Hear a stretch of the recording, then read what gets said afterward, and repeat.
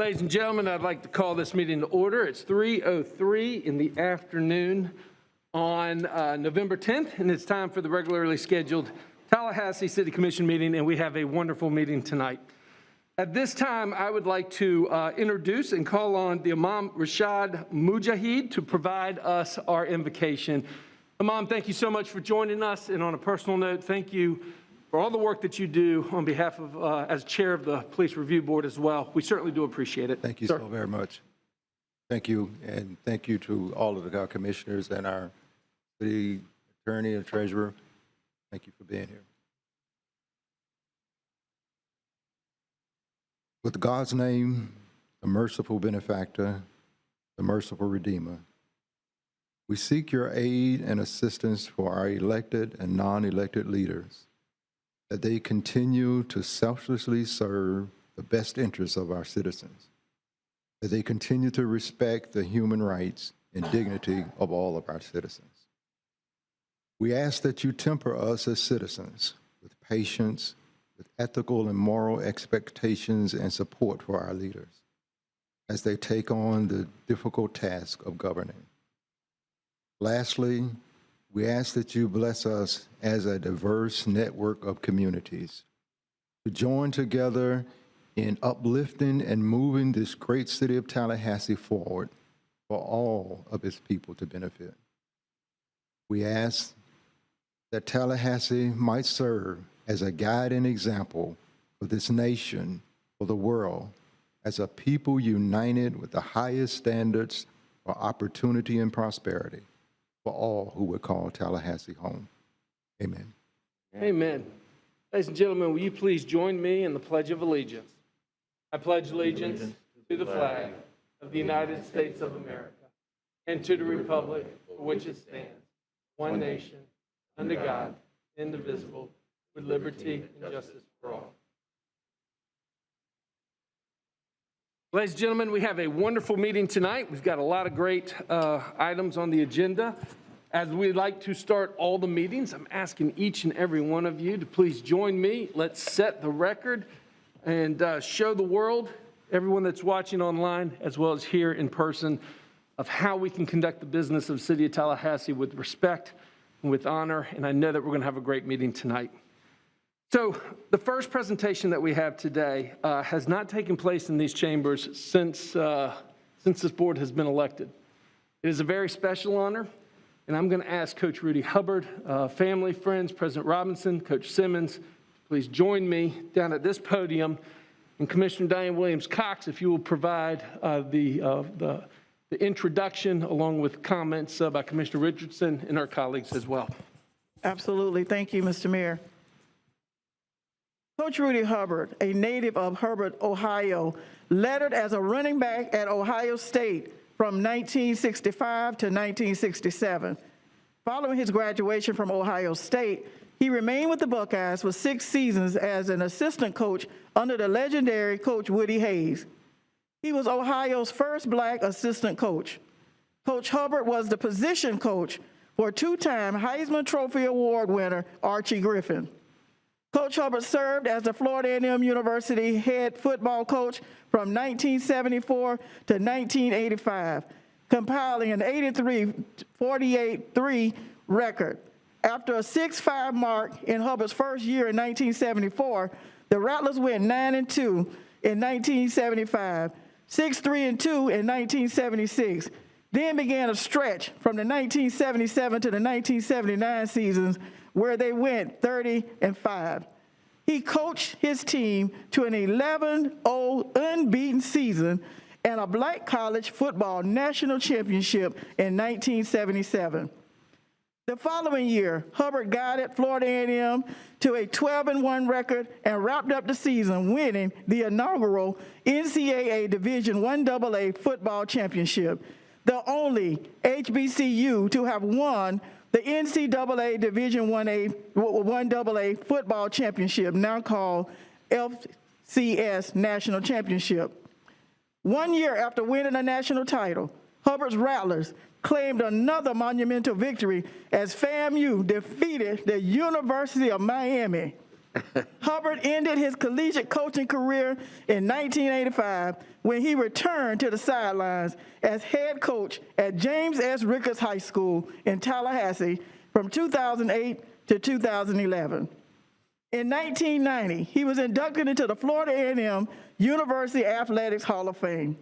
Coach Hubbard is officially being inducted into the 2021 College Football Hall of Fame during the 63rd NFL Annual Awards Dinner on December 7, 2021.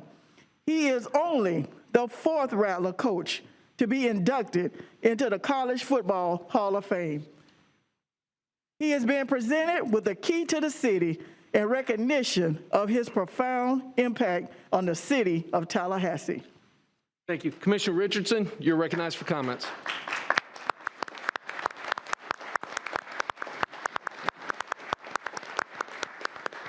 Thank you, Mr. Mayor. It is an absolute honor to say a few brief remarks on behalf of my friend, my racquetball partner, Rudy Hubbard, Coach Rudy Hubbard. Mr. President, thank you for being here. Coach Simmons, thank you. I know that you had big shoes to fill when you entered the role of coach there at Florida A&M University, succeeding down the line, one as austere as Coach Rudy Hubbard.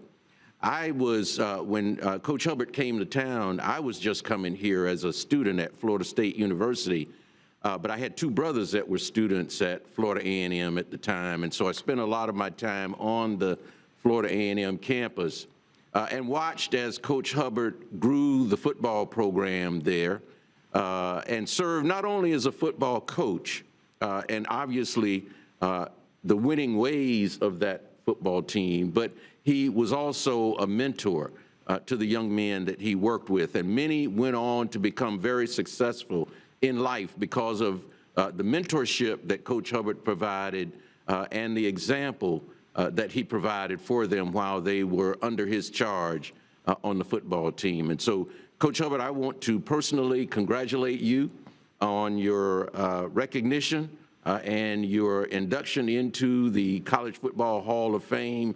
It certainly is one that is well-deserved, and because you and I can't get back out on the racquetball court anymore. He's a great racquetball player too, y'all, let me tell you. He and I became friends along the way. I had great fortune, of course, of meeting his family, and Rudy and I would play racquetball often, and we built our friendship in that regard. And so again, congratulations, and we're all here in the city of Tallahassee proud of what you've accomplished. Thank you, Mr. Mayor. Thank you. Commissioner Matlow is recognized for comments. Thank you, Mr. Mayor. Congratulations.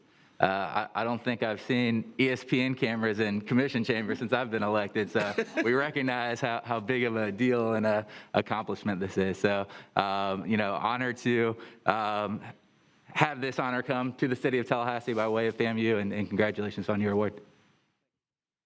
Commissioner Porter, recognized for comments.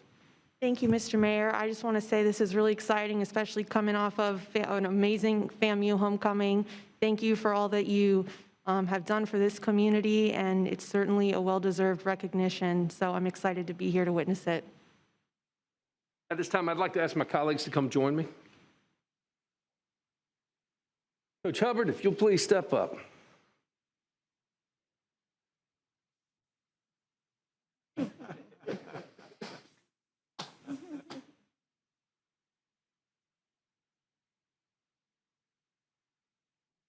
Ladies and gentlemen, one of the greatest, if not the greatest honor of being the mayor of the great city of Tallahassee, that you have the discretion to hand out this very prestigious award.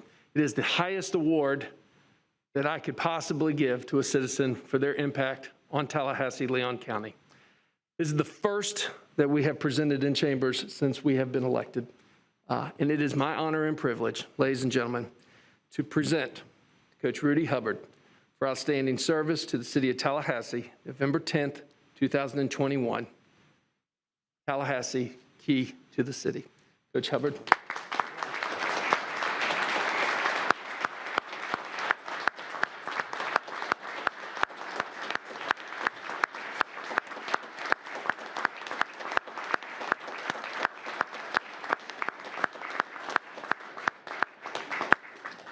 Coach Hubbard, the microphone is yours.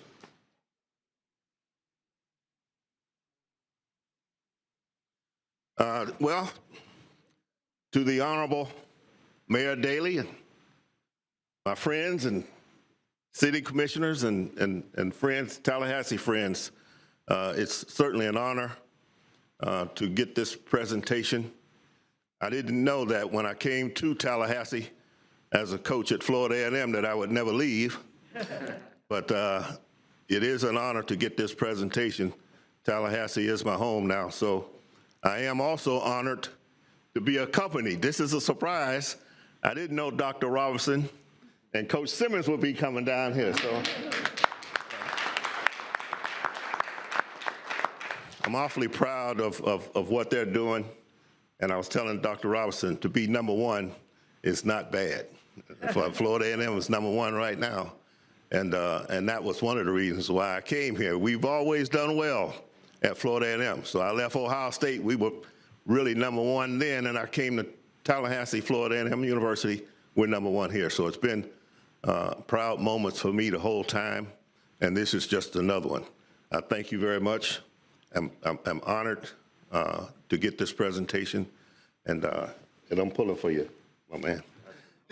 Thank you, guys. Thank you. Well, thank you, Mayor Daley and City Commission for bringing attention to this outstanding individual.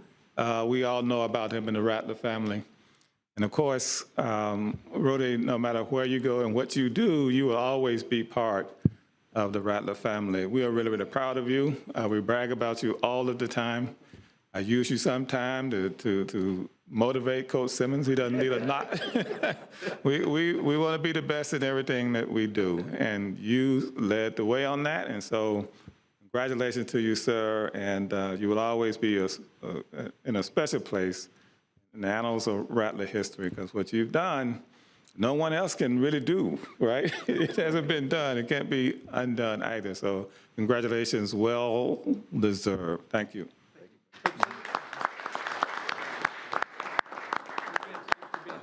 Thank you. Thank you, Mayor Daley. Thank you, City Commissioners, for everything you do to support this great city of Tallahassee.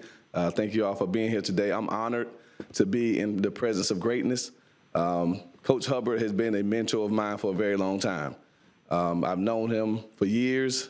Before I even became the head coach at FAMU, I've always admired who he is as a person, what he stood for, and the impact that he's had on this, not only this university, but this community. And so when I became the head coach here at Florida A&M University, he was one of the first calls I made because I wanted to know from one of our greats how to handle the pressure that comes with being the head coach at FAMU. And so, but he's been one of my biggest supporters, if not the biggest supporter throughout my time here. Like Dr. Robinson said, what he's done can never be duplicated. And at FAMU, we love to say that we're the school of first and the school of onlys. And Coach Hubbard is the first HBCU head coach to win not only a 1AA national championship, but he's the only head coach to win NCAA Division I AA or FCS national championship. And so what he's meant to our university, again, words can't describe what he's meant to this community. Words can't describe, and I'm honored to be able to see in person him finally get his just due, because this is long overdue. So we are obviously in the middle of a football season here, and we have a big game coming up this weekend.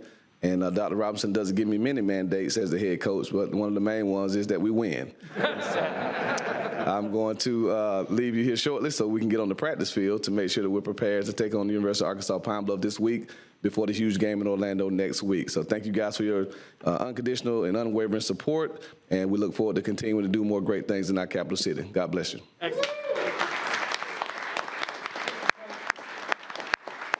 Want a picture down front, Allison? Coach,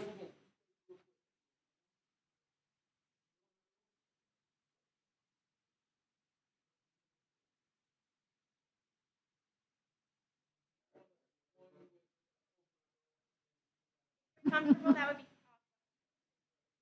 awesome. There you go.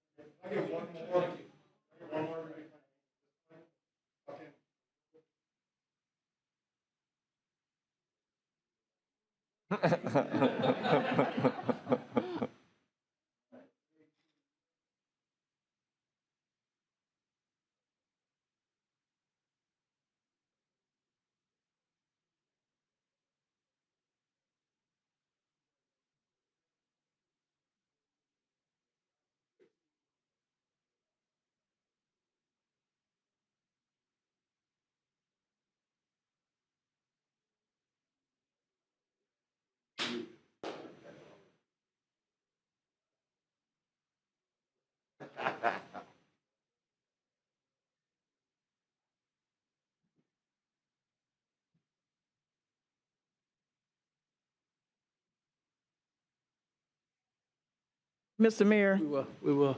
Yes, ma'am. Commissioner Williams-Cox. if I might add that Coach Hubbard was a football coach when I was a student at Florida A&M, and during homecoming football convocations, he used to come in the sharpest dress of any coach I'd ever seen, and we used to have a little saying. We say, "Rudy, Rudy, Rudy, do your duty." I love it. So keep doing your duty, Coach Rudy. I love it. Matt Lutz is our resident historian. Matt, let it be known for the record, and I just confirmed it, that the first football national championship that was won by a state of Florida team was not Florida State, was not the University of Miami, and was not the University of Florida, but it was Coach Hubbard and FAMU. Here, here.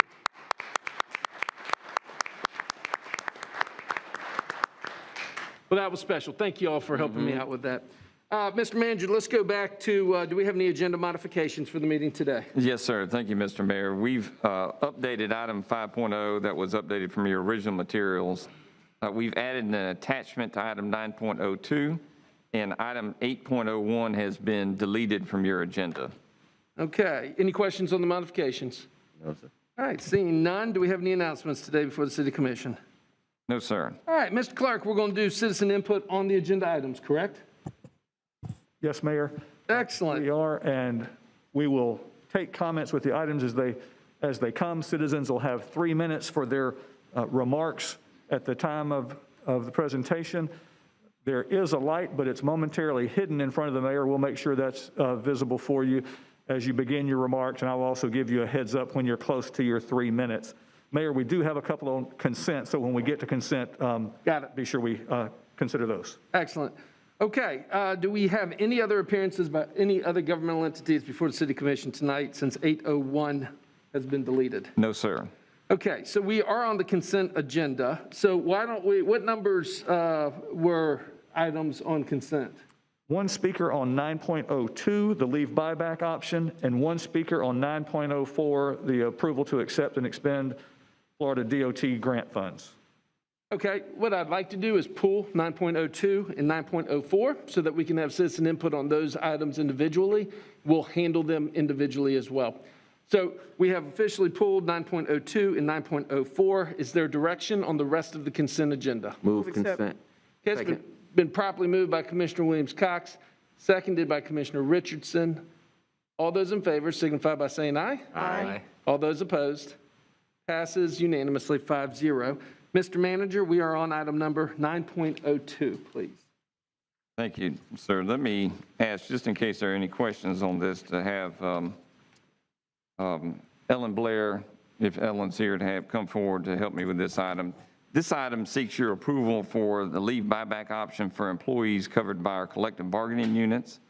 It recommends the approval of the leave buyback option for these employees of the International Association of Firefighters and authorize the city manager to execute a memorandum of understanding with the association.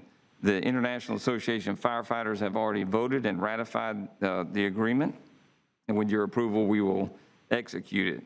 Also, option 2 seeks your approval for a leave buyback option for employees covered by the Big Bend chapter of the Florida Police Benevolent Association, and again, authorize the city manager to execute a memorandum of understanding pending approval and ratification by the association, which I understand to be tentatively scheduled for tomorrow.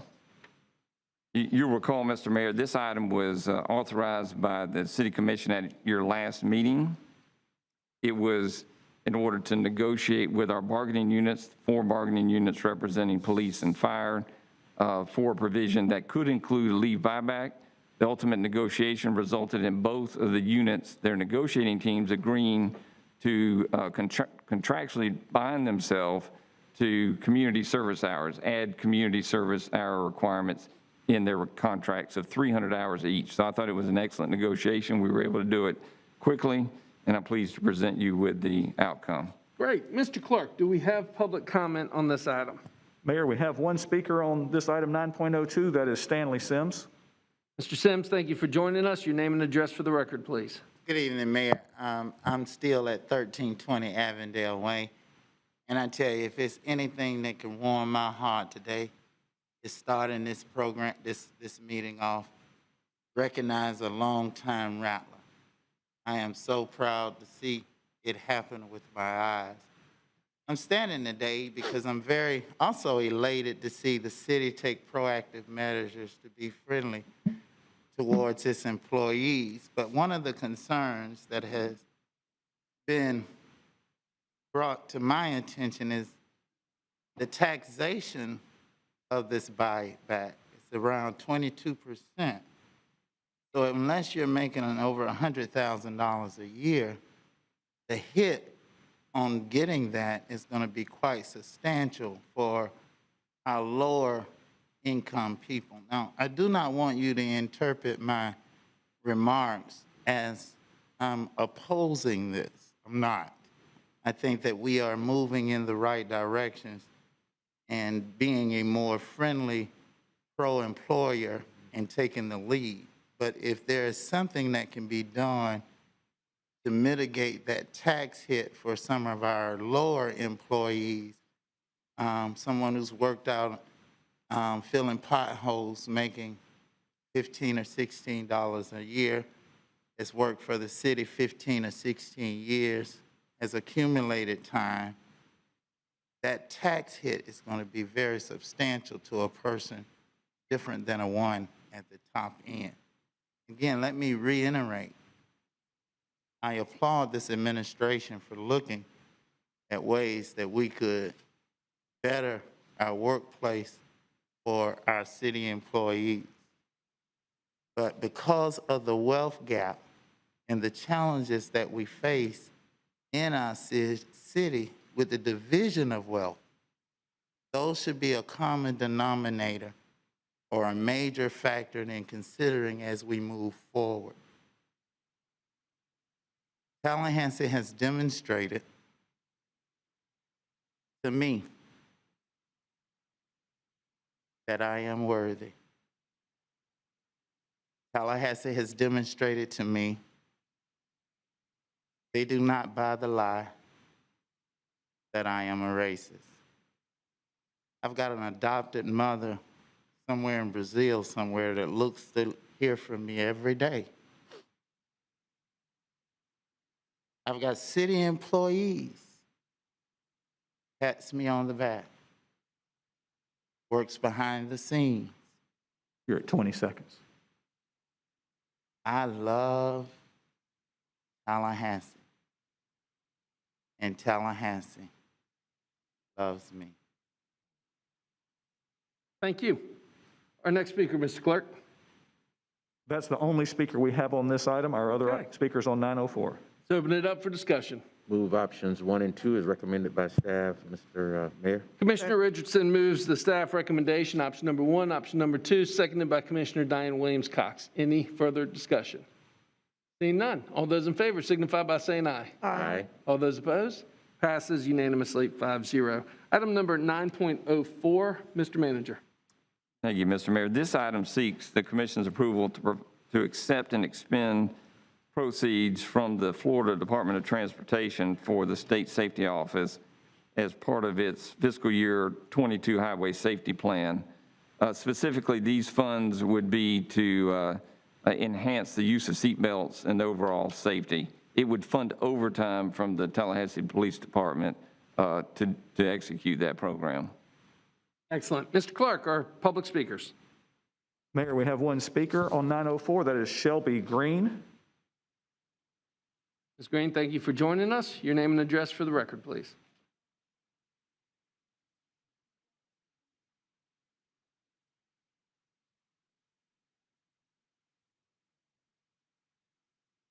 Hi, Commissioners. My name is Shelby Green, and my address is 519 Ingleside Avenue. I just gave a packet to Mr. Cook, and he'll just pass it out. But the main reason why I'm here today is to talk about the police department receiving $50,000. I do want to thank the city for applying for this grant money and having a goal to protect people, pedestrians, cyclists on the road.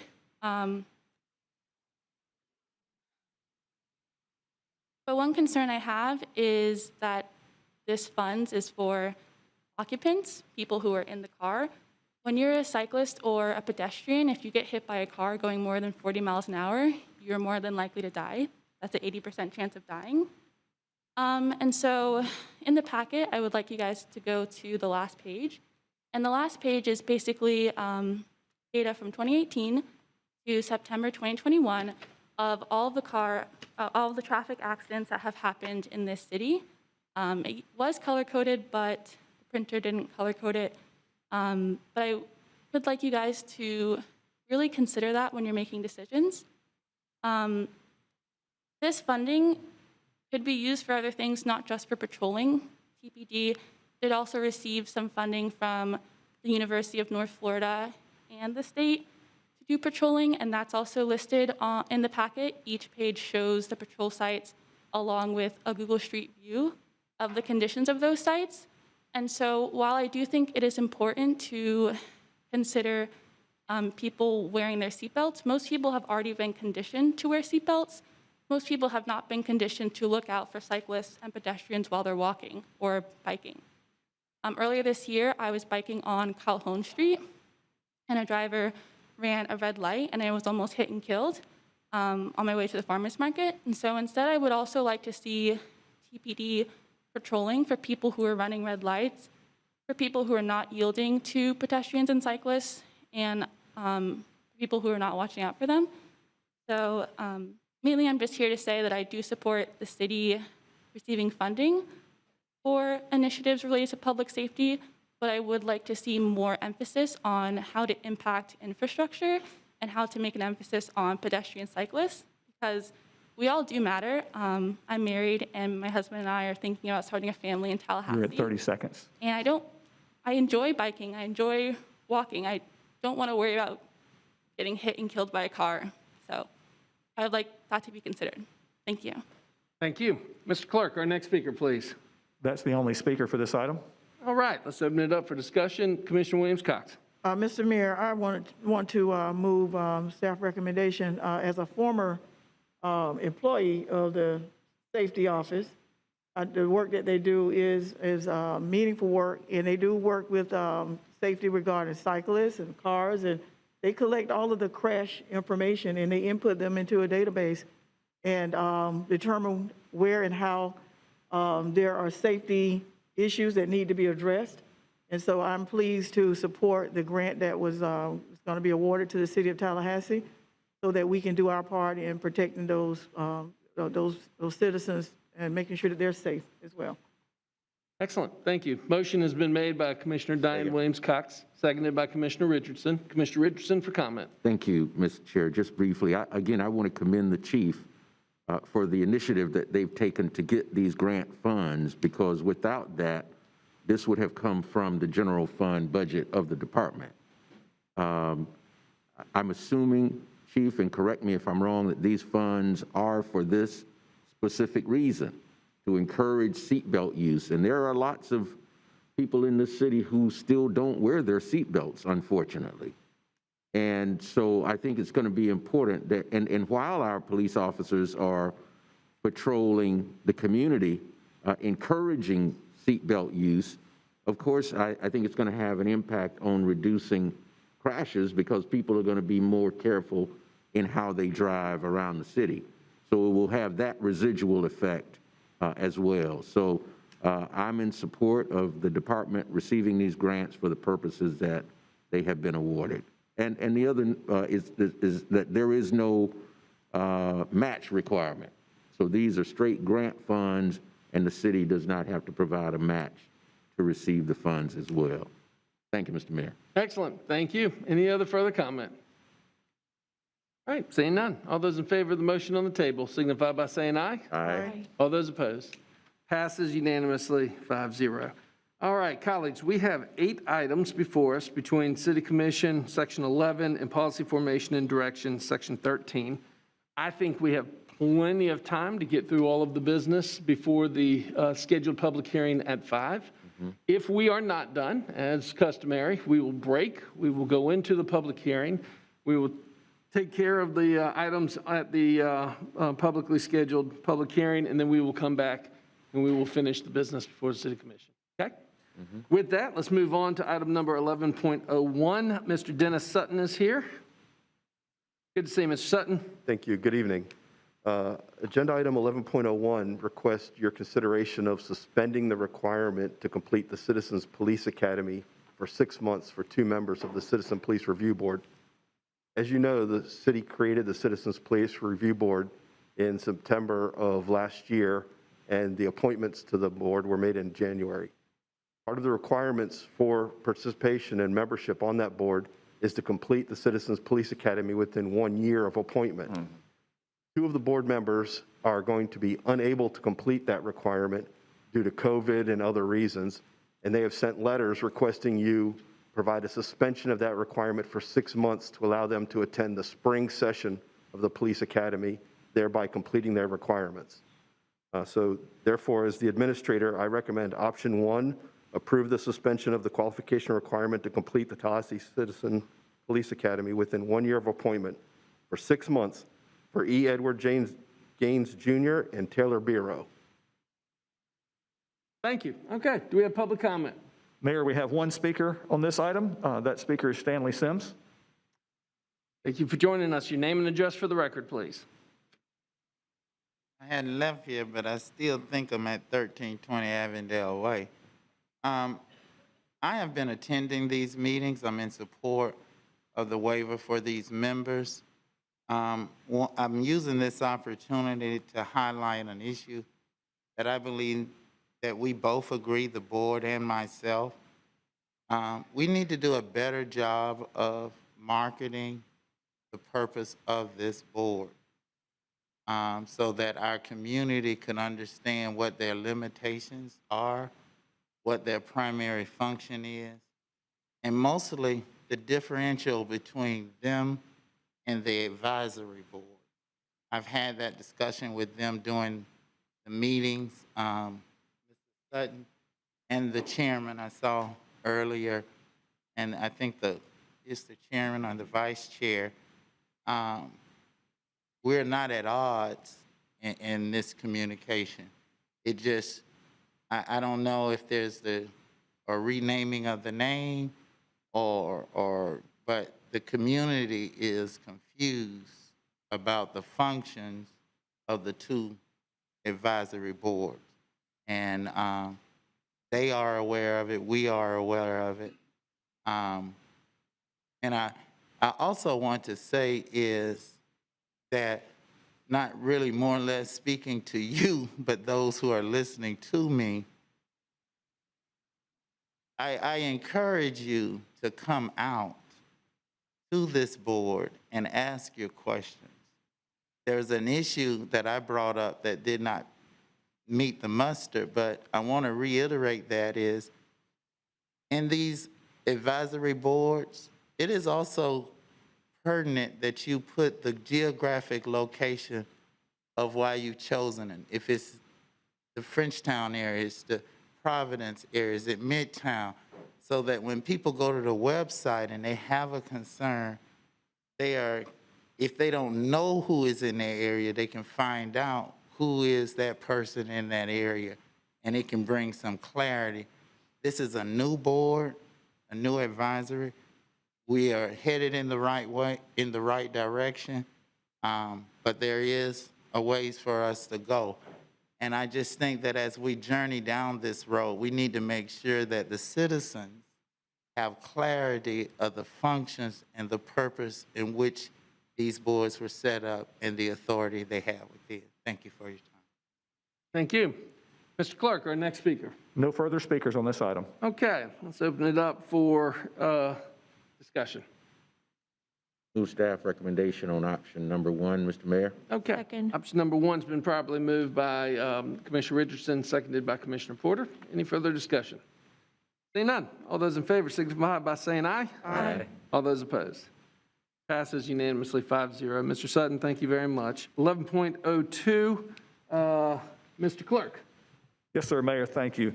This item is to recognize an appointment to the Tallahassee-Leon County Commission on the Status of Women and Girls. That commission is comprised of a 21-member body, which includes one appointment per city commissioner. And so the agenda item as written says approve, but actually your action would be to recognize the appointment of Gabriela Limones Borja, selected by Commissioner Porter, to the Commission on the Status of Women and Girls. All right, do we have any public comments on this item? We do not. Commissioner Porter, you're recognized. Thank you, Mr. Mayor. I don't think that Gabriella is here, but I'm excited for her to serve. One thing that the board was looking for was some representation from the Hispanic and Latina community. So she will be, I think right now, the only person with that background. So I think that's exciting. I served on the commission a little while ago, and so she's, I think, going to be a great addition. And thank you for being part of creating the board, Mr. Mayor, when you were on the county. And were you involved too, Commissioner Richardson, on the city? Okay, all right. So thank you all for creating that board. All right, is there a second to the motion on the table? Second. Seconded by everybody, but we'll give it to Commissioner Williams-Cox. All right, any further discussion? Seeing none. All those in favor signify by saying aye. Aye. All those opposed? Passes unanimously 5-0. We are on 11.03. Mr. Clerk. Thank you, Mayor. This item is for the election of a mayor pro tem. City charter requires the election of a mayor pro tem be conducted annually. And under our charter, in non-election years, that is done during this first regular meeting of November. The elected mayor pro tem will serve a one-year term from today's date until the 2022 reorganization meeting. So that's the item, and it's there for the commission to take action. Great. Do we have any public comment on this item? We do not. All right.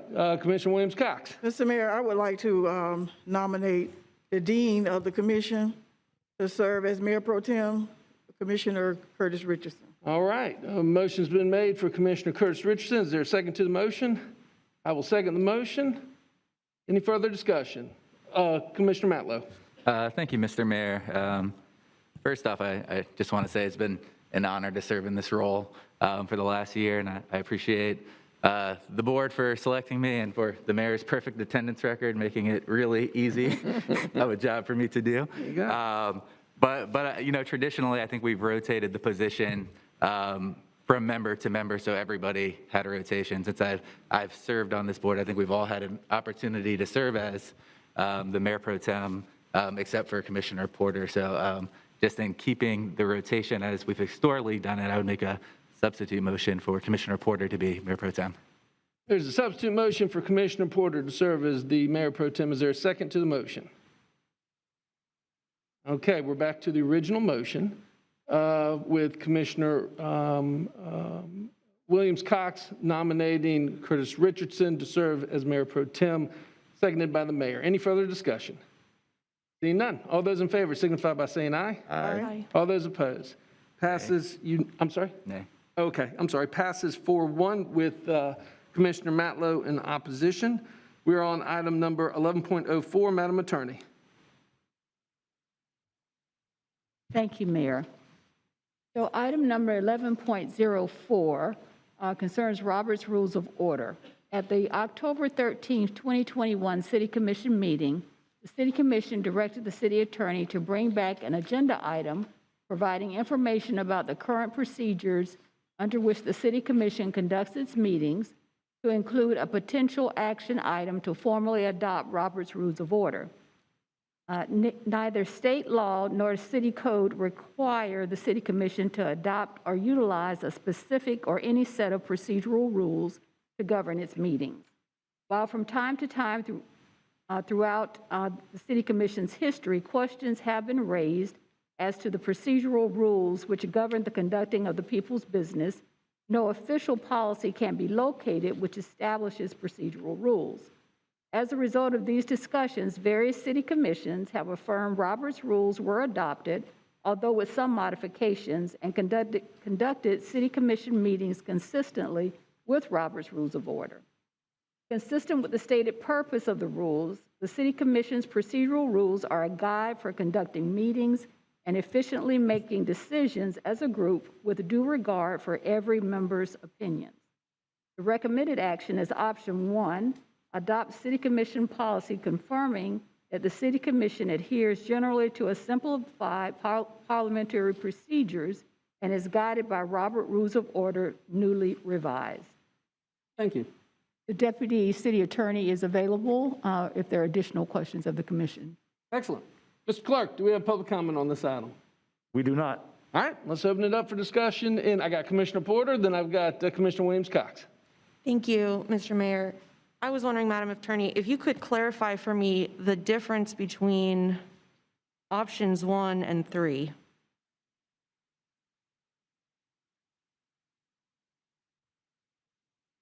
So option 1 option 1 essentially is what we have today. So today what we have is the city clearly recognizes and applies Robert's Rules of Order, but there are some areas where we have some modification from those rules. And if you look at that attachment that I provided, you'll see some of those distinctions. The third option is to bring back essentially a totally different set of rules, perhaps taking comment, things that the commissioners individually might like to see, and somehow formulate a new set of rules. If you look at the example provided in the agenda item of the city of Marco Island, they essentially redid and established their own rules of order, and only provided that there would be the use of Robert's rules if there were a point that they missed. So that's a completely separate adoption of procedures, procedures that could be adopted by the City Commission. So that's the distinction. Commissioner Porter.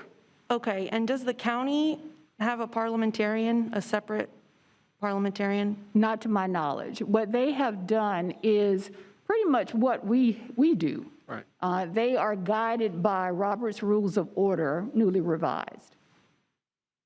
Commissioner Porter.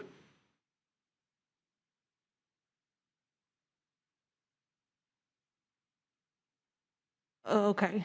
I think you, I want to. You might be thinking, because if you look at the county's rules, you'll see they have some information in there like agenda items that are process and procedure. They, as I said, some governments take some of the items that we have in other policies and put them all in one. So they have some of that information in there as well. Okay, thank you. Commissioner Porter. I would like to now just listen to the comments of everyone else before I make any motion. Thank I got you. Commissioner Williams-Cox and I got Commissioner Matlow. Thank you, Mr. Mayor. I wanted to move the option number 1. Second. It's been properly moved for option number 1 by Commissioner Williams-Cox, seconded by Commissioner Richardson. Commissioner Williams-Cox, any further comment? No, sir. All right, Commissioner Matlow. Thank you, Mr. Mayor. I think if we're going to adopt formal rules, they kind of already exist with Robert's Rules of Order, and that would be the logical next step. You know, we've seen a lot of things over the past year that I believe were out of order, and I don't think were handled correctly. And I think having strong rules in place to guide a body where we routinely disagree would be valuable to this board. So I can't support the motion on the table. Thank you, Mr. Mayor. All right, seeing no further comment, the motion on the table is for option number 1, made by Commissioner Williams-Cox, seconded by Commissioner Richardson. Any further comment? Seeing none. All those in favor signify by saying aye. Aye. All those opposed? Nay. Nay. Okay, and it passes 3-2 with Commissioner Matlow and Commissioner Porter in dissent. Commissioner Porter, you're recognized. Thank you, Mr. Mayor.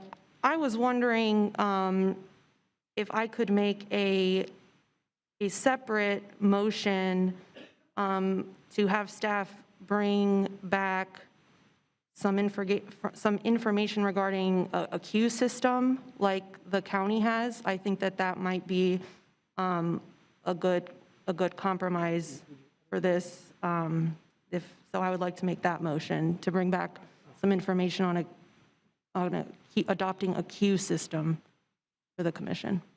Sure, the electronic queue system? Sure.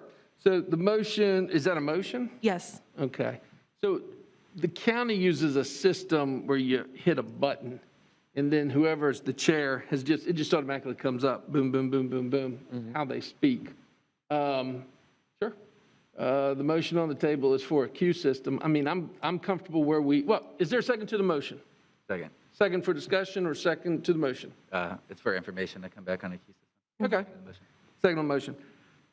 I can tell you from experience, it's different, 5 to 7, but I'm more than happy to bring back information and take a look at it as well. I mean, other comments, thoughts? Commissioner Williams-Cox. Is there a cost for that? Oh, yeah. Yeah, it's a full computer system. That would be part of the information I assume you would ask staff to bring back. That's what that cost might be. Right, I mean, I imagine there are all kinds of options for a queue system. But if we're specifically looking at what the county uses, then there's only one option, what the county uses. I was using that as a reference, not as, Okay, that's not part of my motion. okay.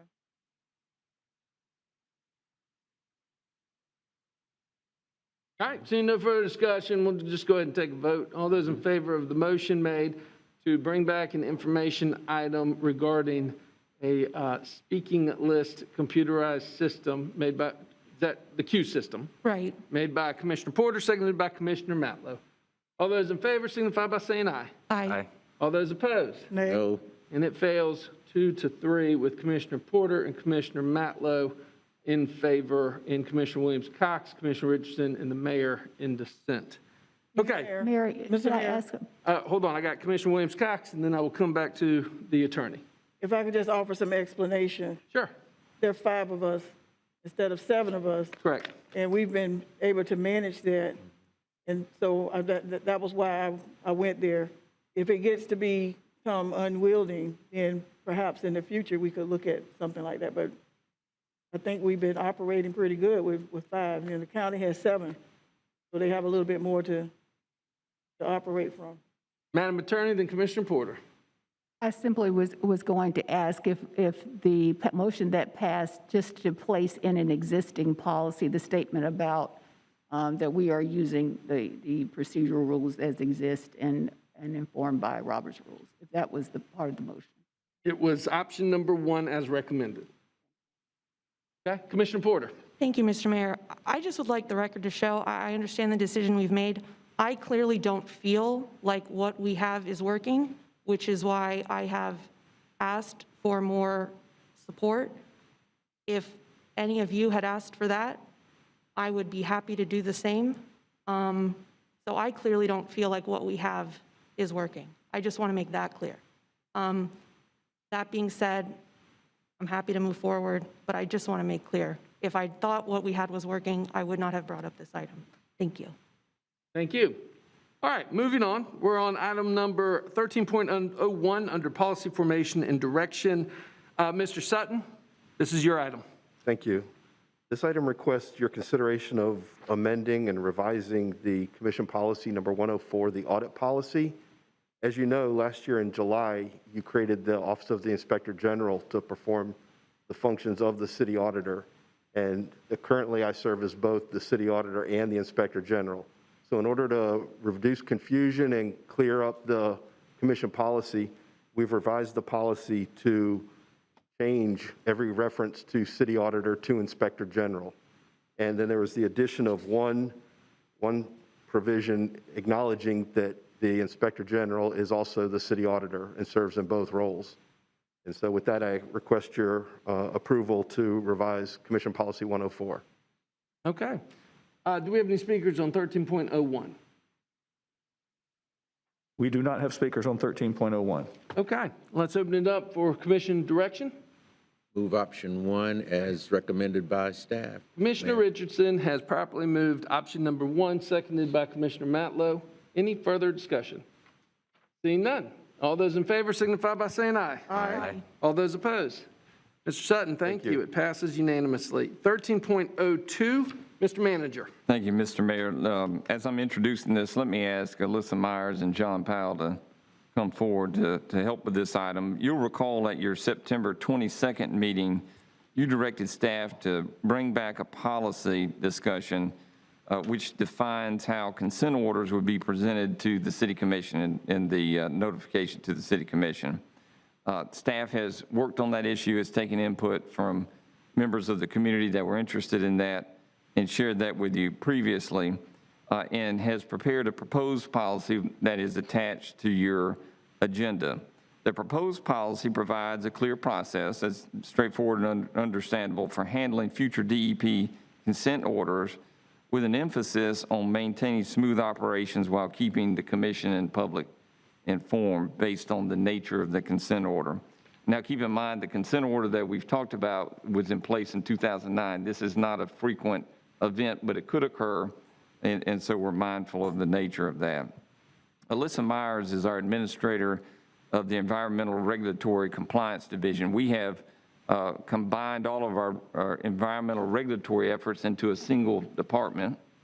They support all of the city operations, not limited to one department like underground utilities, but it covers our fleet department and electric and gas and so on and so forth. We find great support in that. Alyssa actually comes to us by way of DEP in the very division that we're talking about that does this, so I'm pleased to have great expertise. She's an attorney and has served us well in that expertise. I'd like to take just a minute to have her summarize what we're recommending in the policy and get your feedback. Yeah. Mr. Mayor?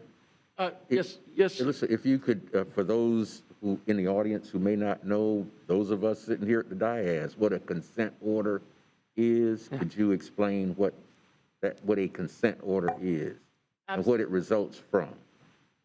Absolutely. And Thank you. Thank you, Mr. Mayor. thank you, Mr. City Manager. Thank you, Mayor, Commissioners, appointed officials. I'm going to go over a little bit of background on what a consent order is, and then I'm going to go point by point with the policy. Mr. Mayor, can we ask her to bring her mask down and come closer to the mic?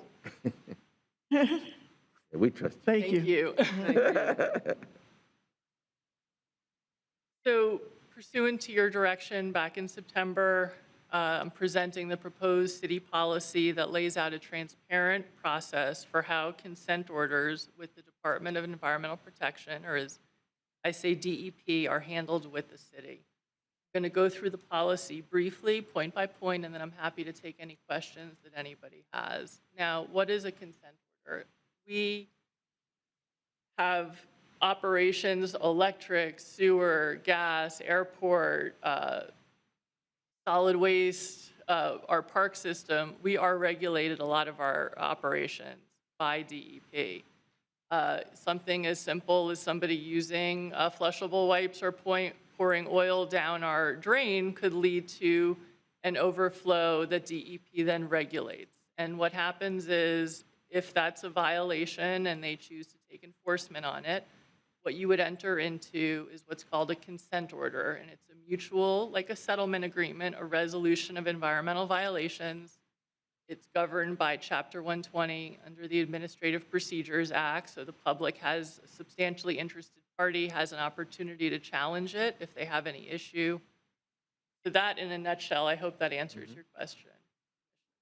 Yeah. So timely resolution of environmental compliance issues is critical for both the protection of the environment and for continuity of our essential services to our community. And this policy provides commission notice of proposed consent orders. In addition, it provides public notice of the order through both a link on our TalGov website and newspaper publication. And just a note that in DEP, they have an enforcement manual online where you can look up what model consent orders look like. The publication paragraph is an option. It's optional. It's not required by DEP. through this policy, we're saying whether the consent order is big or small, we're going to provide public notice through the newspaper, in addition to our online link. So then when it comes to, well, who's going to sign the consent order is probably the next question. And luckily, we don't have to reinvent the wheel there. You have Commission Policy 116, which is your signatory policy. Now, under Policy 116, the city attorney would review the proposed consent order and would recommend approval of the appropriate signatory for execution. So there you have your legal review. Now, if a proposed consent order requires payment of financial penalties, sometimes they do, sometimes they don't, we would pursue utilizing the in-kind or the pollution prevention option if DEP is willing. And I'm going to just briefly talk about what that is. So pollution prevention is essentially projects that are waste minimizing projects, and those are on a one-to-one. So if you have a $500 penalty, you can propose a $500 pollution prevention project. And the benefit of the in-kind and the pollution prevention projects is instead of writing a check that goes into a state trust fund that you never see again, this focuses funds within our community. So in-kind projects are 1.5 times the penalty amount, but those fund environmental restoration, enhancement, donation of environmentally sensitive properties within our community. Now, DEP does have conditions, and they are the regulating authority as to whether an in-kind or a pollution project is approvable, and so they have their conditions. In-kind policy penalties or projects, are not designed to give the responsible party credit for the cost of corrective actions that would need to be undertaken anyway. So it's a separate project. DEP is the responsible party in reviewing and approving them. And lastly, the policy provides for commission updates as appropriate. Now, I expect that updates would be different depending on the type of consent order. If you have a $250 consent order, I don't expect a lot of updates. If you have a consent order that's more lengthy and significant, I do expect different kind of updates. So that's the policy in a nutshell. I recommend adopting it to ensure a transparent process for our community and the commission and to allow us for timely resolution of consent orders. I appreciate your time today, and I'm happy to answer any questions you have. Great, thank you. Before we get into questions and answers, let's go to public comment. Mr. Clerk. Mayor, we have one speaker on item 1302. That is Terry Ryan. Mr. Ryan, thanks for joining us. Your name and address for the record, please, sir.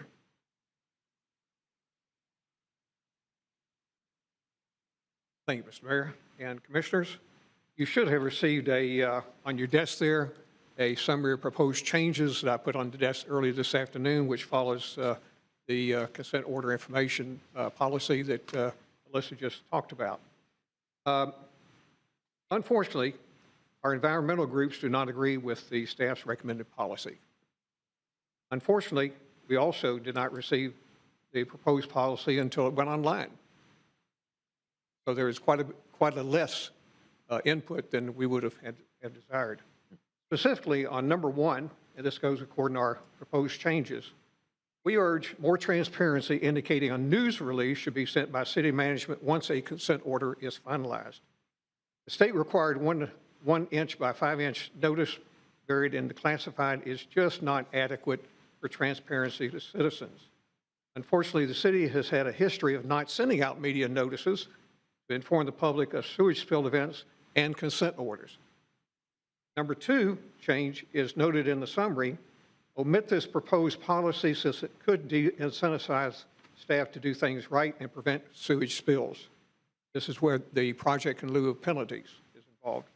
As noted in there, Ms. Marshall, before she left, in email correspondence to us indicated she was against projects in lieu of penalties. To date, we have incurred about $150,000 in penalties, and I dare say that those were incentives to get our system better. Number 3 item, this recommendation requires staff to provide an agenda item immediately notifying the City Commission when FDEP or EPA, we need to insert EPA because we have had consent orders from them, indicates an enforcement consent order is required or a lawsuit will be filed. The 2011 consent order took over 1.5 years to develop. Likewise, the City Commission needs to be kept up to date on its progress, especially if major financial penalties are involved and serious accusations are raised related to the health, safety, and welfare of citizens. As it stands, staff's proposal is vague, subject to misinterpretation, and woefully lacks transparency. Number 4, the City Commission, thus citizens, simply put, should be provided the status of a consent order in the same time frame as a city update to DEP or EPA. For instance, the current consent order requires status updates to DEP on a quarterly basis. Lastly, number 5, execution of a consent order. Staff's referral to City Policy 116 is vague. First is that it does not specifically indicate the City Commission should review and approve a consent order, thus providing transparency to citizens. Secondly, there is no specific reference that we could find in Policy 116 referencing consent orders. Therefore, without a consent order approval policy, this is why public records show city staff in 2011 passing a proposed consent order from city management to department, with no one taking responsibility in upper management or on the City Commission to approve and sign the 2011 consent orders. Thus, Policy 116 needs to specifically indicate a change itself. The City Commission approves each new or amended consent order with the mayor signing off. You're at 30 seconds. Transparency will thus occur to citizens, and we won't maintain essentially the status quo. We appreciate your time. We urge you to present a motion here to staff to use our written recommended changes on this proposed policy and come back at a later date to re-review. Thank you very much for your time. Any questions? Thank you. Thank you. Our next public speaker, Mr. Clerk. That was the only speaker we have on this item. All right, let's open it up for questions, comments, directions. Commissioner Porter. Thank you, Mr. Mayor. I was wondering if staff have had a chance to review the proposed changes that Mr. Ryan just presented on. We did. Okay. I mean, I guess my question is, you know, what is lost by us adopting these changes? I mean, what, you know, risk is there to us? Or, because to me, these changes that he's proposing, you know, seem reasonable. I'm just wondering what you think. Mr. Mayor. Sure. If I might recommend, we can go point by point on the changes if you would like. We've reviewed them. We have Please. opinions and thoughts that we can share that I think could be informative. I know Alyssa is our expert. If you'd like to proceed that way, instead of asking about each one, we'll just go down the list and provide some summary. Sure, thank you. Okay. Great. Give me 1 second. Alyssa, before coming to the City of Tallahassee, remind me, you have said this at the previous workshop. Remind me your background. So I was the assistant deputy in the enforcement section at DEP. I started working there as a law clerk back in 2001, graduated from law school, passed the bar, and was working there as an attorney. Was the supervisor in the water section and the waste cleanup section, and then became assistant deputy before joining the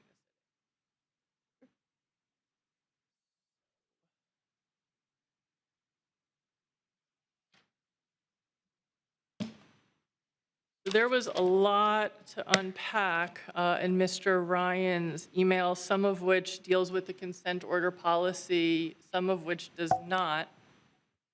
I can talk about our notification process. Do you want me to just focus on the policy Well, proposed? do you have this in particular? I do. Okay, yeah, I mean, I was just wondering, Okay, so you the could go first. through each one and just give me your thoughts. The first thing I see is that transparency for the sewage spill that was on Foster Drive. The claim from Mr. Ryan was that transparency was totally non-existent. Just so you are aware, I'm responsible for doing all public notices of pollution, and I take my job very seriously. I wanted to just go over for the public what that entails. And this isn't just for sewer spills related to us. This is, a tanker truck goes over on I-10. There are public notice requirements throughout the state. For the Florida Department of Environmental Protection put rules into place that anything over 1,000 gallons or within water bodies has to go to State Watch Office, and there has to be a public notice of pollution. So they're in charge of formulating those rules, and that's what we go by, and that's just for sewer spills.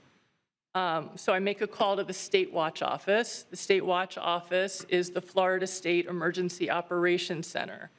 They communicate with state agencies and local governments to ensure, if necessary, the state emergency response team is aware of any ongoing or developing situations.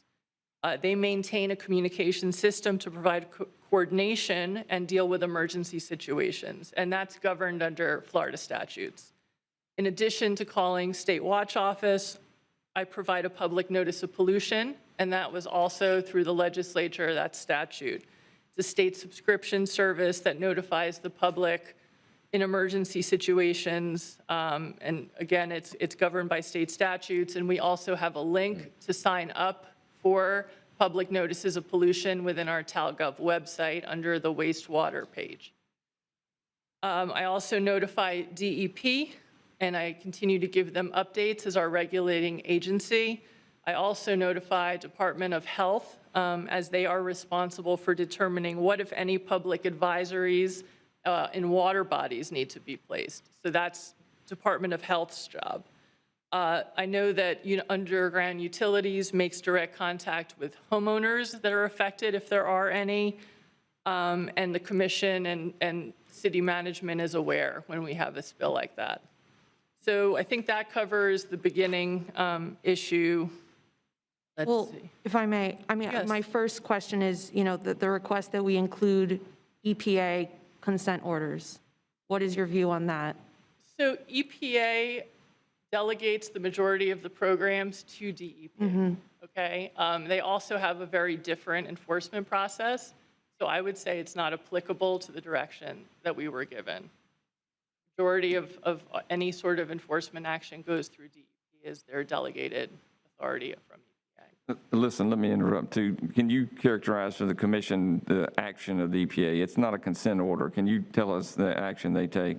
Yes, they do. Well, sometimes they do it different. Sometimes they do what they call sue and settle sometimes, and so that's clearly a legal action. They do administrative orders on consent.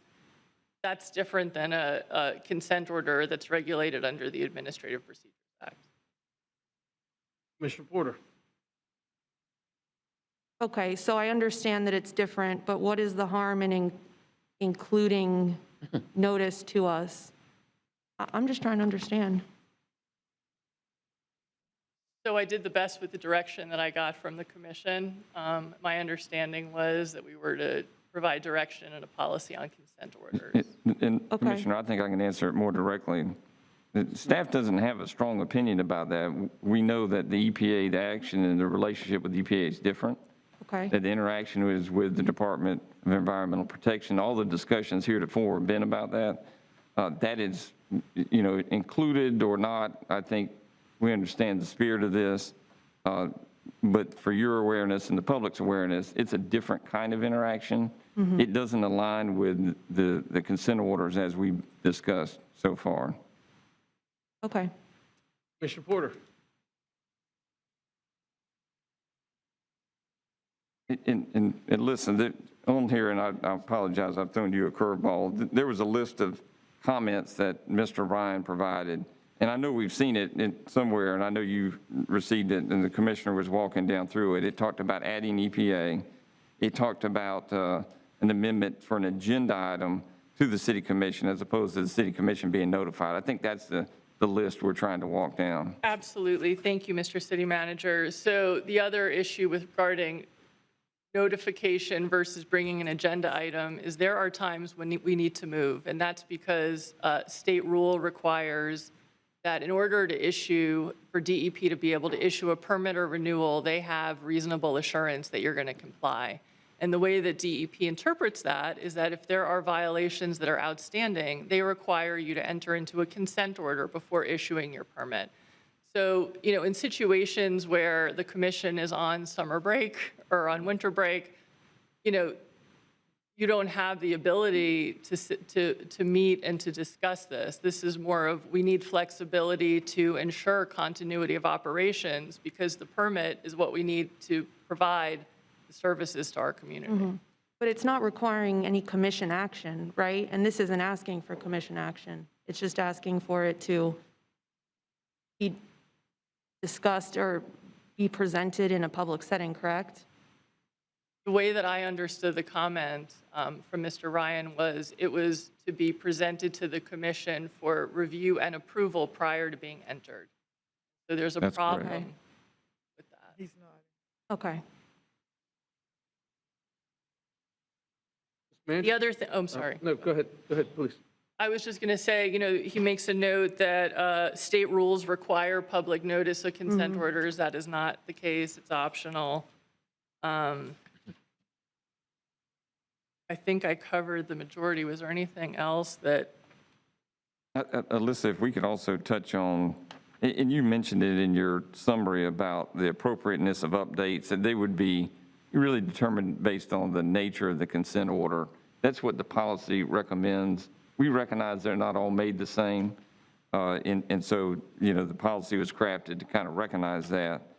And then also there was a mention of the City Commission Policy 116 and the applicability of that.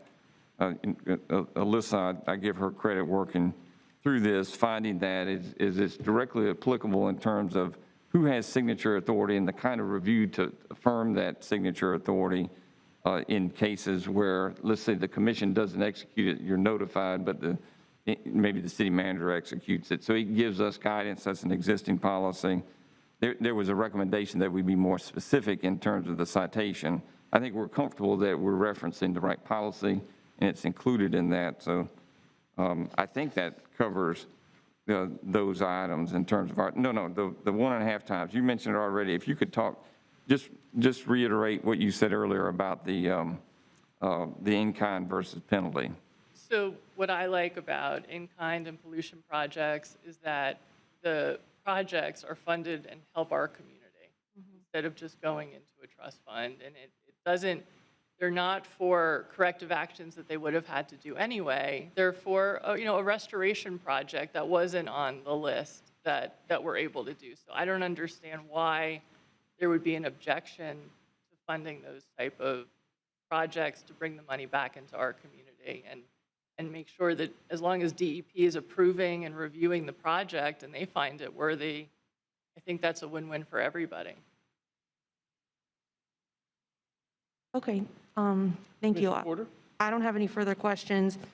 And I just want to make clear, whenever someone puts in as much work as this group has put in, I want to make sure that I really understand what we're dealing with and when, if possible, we can incorporate as much public and community feedback as possible. So I hope you don't take my questions as questioning you at all.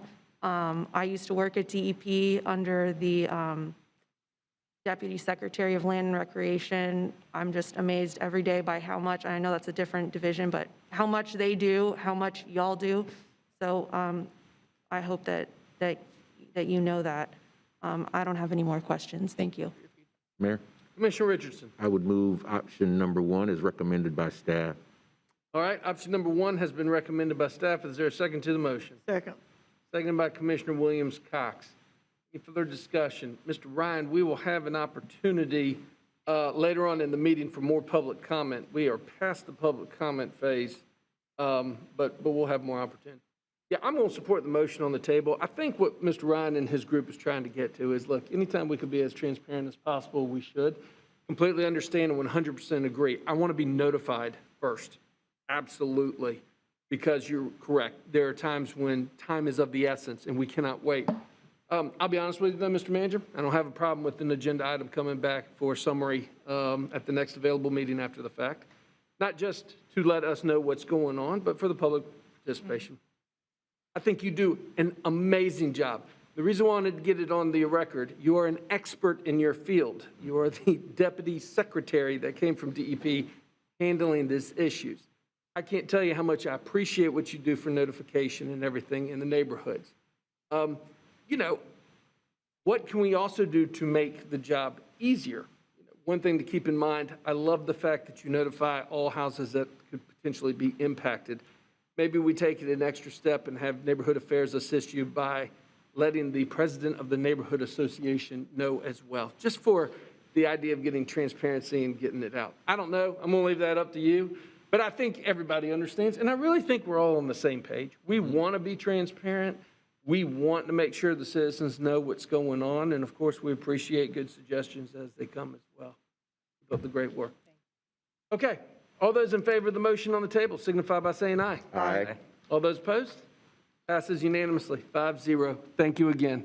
We are on item number 13.03. Mr. Manager.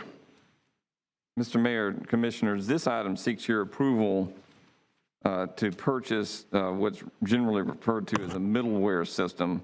You'll recall that you have authorized through your budget actions the upgrade of our customer information system, our meter data management system, with an itinerant solution known as UMAX. That is underway.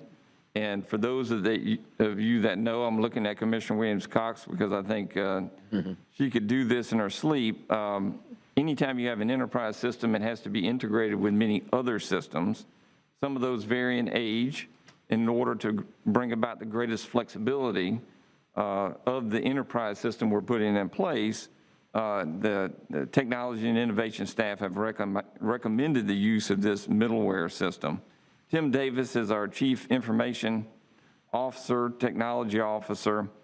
He's leading this charge. His partner is James Barnes, our Chief Customer Officer on the project, the Customer Information Project. And I'd like Tim just to provide a little more summary than I did in terms of what the technology is, how it works, and what the benefit we believe it will bring. Thank you, City Manager, Mayor, Commissioners, and you did an excellent job of actually putting that all together. But it allows us to continue the business continuity with our existing applications.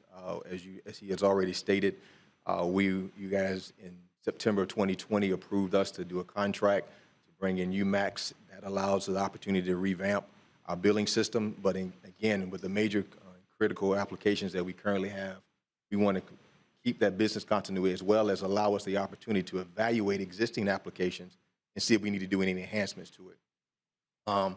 What that middleware will ultimately give us is the ability to then control the communication between them two and then systematically go through and then make upgrades to existing systems and applications, therefore keeping, again, our presence with the customers and ensuring that we are still meeting their needs and meeting their expectations. Any questions? Okay, let's real quick see if we have any public comment on this item.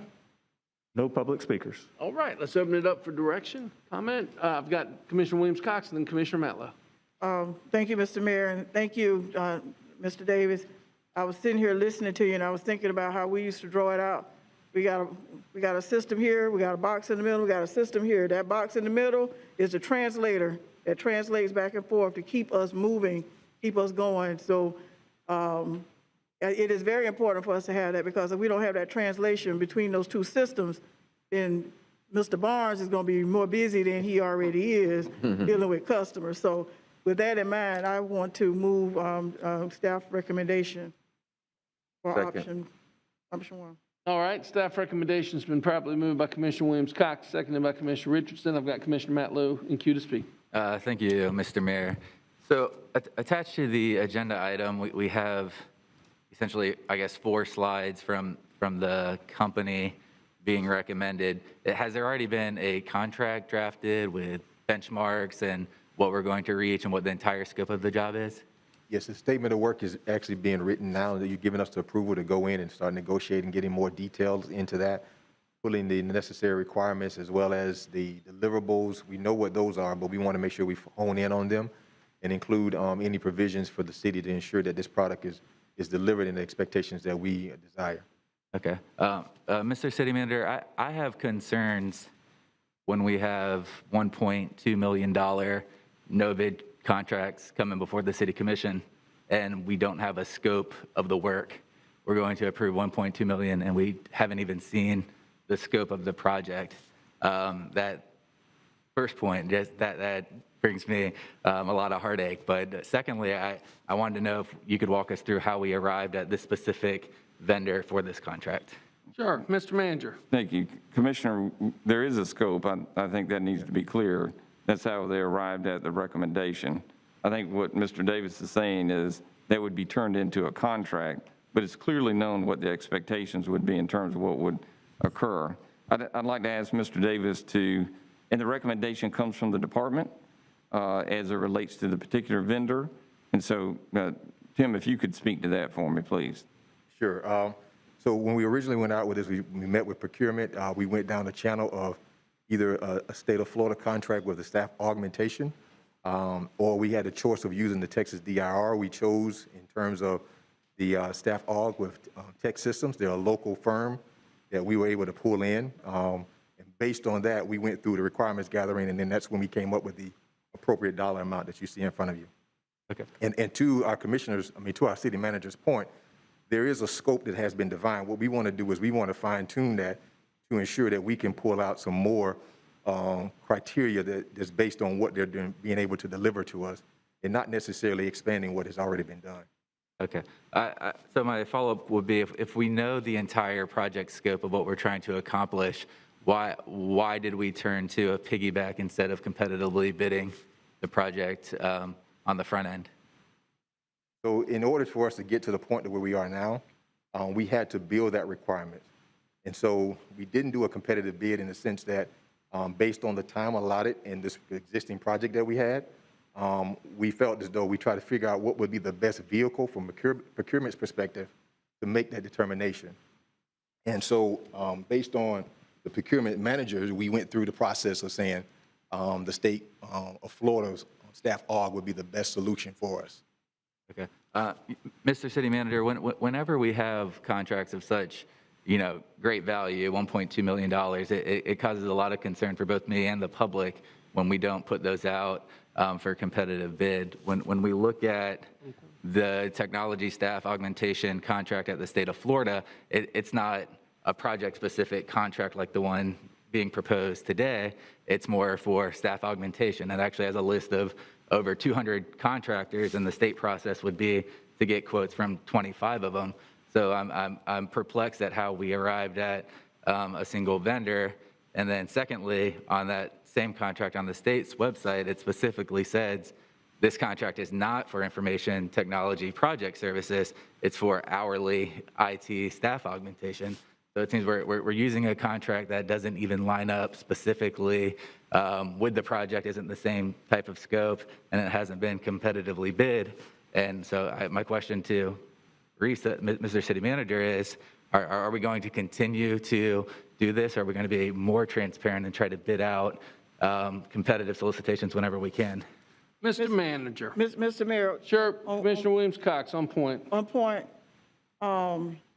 Having served in the IT arena for a number of years, also having served on staff augmentation, what you're buying is the expertise of the people who can get the work done. So that staff augmentation is not necessarily you're buying a completed system. You're buying labor, you're buying time, you're buying material. And I've also served as a requirements engineer where I gathered the requirements. We had to build what we actually needed based on the requirements. And so $1.2 million, I know it sounds like a lot of money, but if you're augmenting your staff with a number of people that this company will provide to be able to do what you need to do, paying good salaries, you can easily get there. But I think that and I just want to, not answering for the city manager, I'm just trying to give you from my previous professional experience, this is what we're talking about. We're buying not an off-the-shelf system. We're buying labor, material, and time that people will build based on requirements that have been gathered to meet the need to translate from one system to another system. And when we look at costs, how much would it cost if those things did not happen? We'd be dead in the water, and that's not where we want to be. So I just offer that as additional background, not to try to answer for the city manager, but just trying to offer some additional background from where my work experience is. Thank you, Mr. Thank you. Mr. Manager, questions? Yes, sir.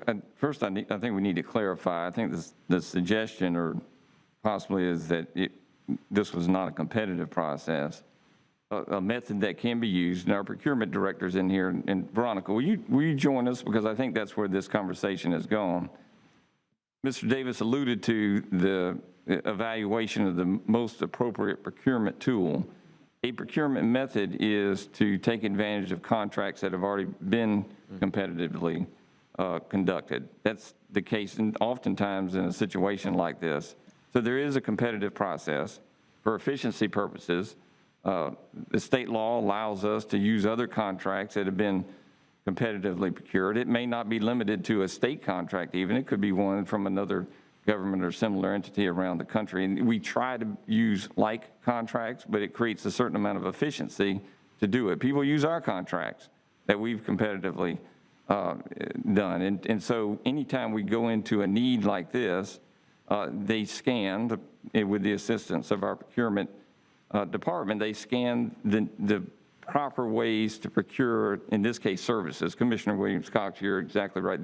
These would be more professional services, and that's why the scope would be necessary to even arrive at an estimated cost. So, Veronica, can you help me describe that a little bit more, how we kind of go through that decision-making process? Because I think that's important for everybody to understand the competitive nature of the selection, but, the tools that we use to get there. Thank you so much for joining us. Yeah, I think you did a great summation. Part of the things that is important about using alternate contract sources is those things or those items, those services, those commodities have already been competitively procured by another agency or a governmental entity. It allows us to piggyback and leverage the work that has already been done. It is permitted under statute. It is a common practice. Sometimes we have to do it because there may be time constraints. There are things that we are allowed to leverage, and it's a permissible practice. It is very common, not only on the state side, but county side. And to your point, we have plenty of other municipalities that piggyback off of our contracts. It does save time, energy, when you're able to leverage that work that has already been done and be able to benefit from that as well. And in this case, the state had tech systems on their state term contract. It was one of the vendors that they determined was best for this particular purpose. So it's a permissible approach, and it is a common practice. Have I answered your question? Excellent. Commissioner Matlow? A follow-up would be on this IT staff augmentation services description on the state website. It says this contract is not for fixed price agreements, but the contract we're adopting is a fixed price agreement with a specific scope, and it's a project scope that's being adopted. It's not hourly staff. So I was wondering how this is consistent. What we're doing is the same as the state contract, because it seems like, look, if we're piggybacking, if somebody bid out 200 laptops and we got the best deal on a laptop, or comparing apples to apples, it's already been bid, we got the best price. But this is different in that, one, it's for hourly services, not fixed price agreements. And secondly, that there's, a couple hundred vendors that could be selected, and the state process is to get quotes from 25 vendors, but we've selected only one. So I guess my broad question is how this is consistent with what we're adopting today with the IT staff augmentation services contract, and as well, back to the city manager, do you feel that that's best practice moving forward? Brian, can you give us the technical answer, please? Yeah, so part of that practice, if you read further, for the state entities, they are subject to selecting 25. For other entities or other eligible users, you had to pick amongst 8. And so that is the range in which you had to pick. So from that perspective, it is still an either further vetting of the process in terms of trying to select and find the best vendor for this particular project. And in this, I can't necessarily speak to all of the technicalities associated with the project in terms of who the staff, but my rationale from this perspective is that they picked the entity that was able to meet the needs for the city. And this is just a permissible approach under that practice. Great. Thank you. Mr. Matlow? Follow-up for the city, thank you. That's all the questions I have. Mr. Manager, are you familiar with Audit 1706 that was done the last time we had an IT process? It was with the PeopleSoft migration. I believe the company was Cyber, and it was audited and reviewed, and it had one of the it was essentially the exact same thing as this, and one of the recommendations was to go out and competitively bid it. It said, and I pulled it up, the above manner did not provide for the level of competitive procurement intended by the terms and conditions of the piggybacked state contract. Specifically, the state IT consultant contract that was piggybacked includes multiple 74 vendors from which a state agency or other governmental entity can select to provide services. The overall recommendation was to put these things out to bid in the future. And so my question is, do we just listen to the audit one time, or do we take that advice and consistently do it as best practice in our city? Full comment. Let me get the Inspector General. I do want to hear from you, Mr. Manager. But Inspector General, would you like to comment on the audit? Unfortunately, I'm not familiar with that audit. That was an audit that was conducted by another auditor under the different city auditor. So I'm not able to speak intelligently specifically about that audit at this moment. I apologize. All right. Mr. Manager?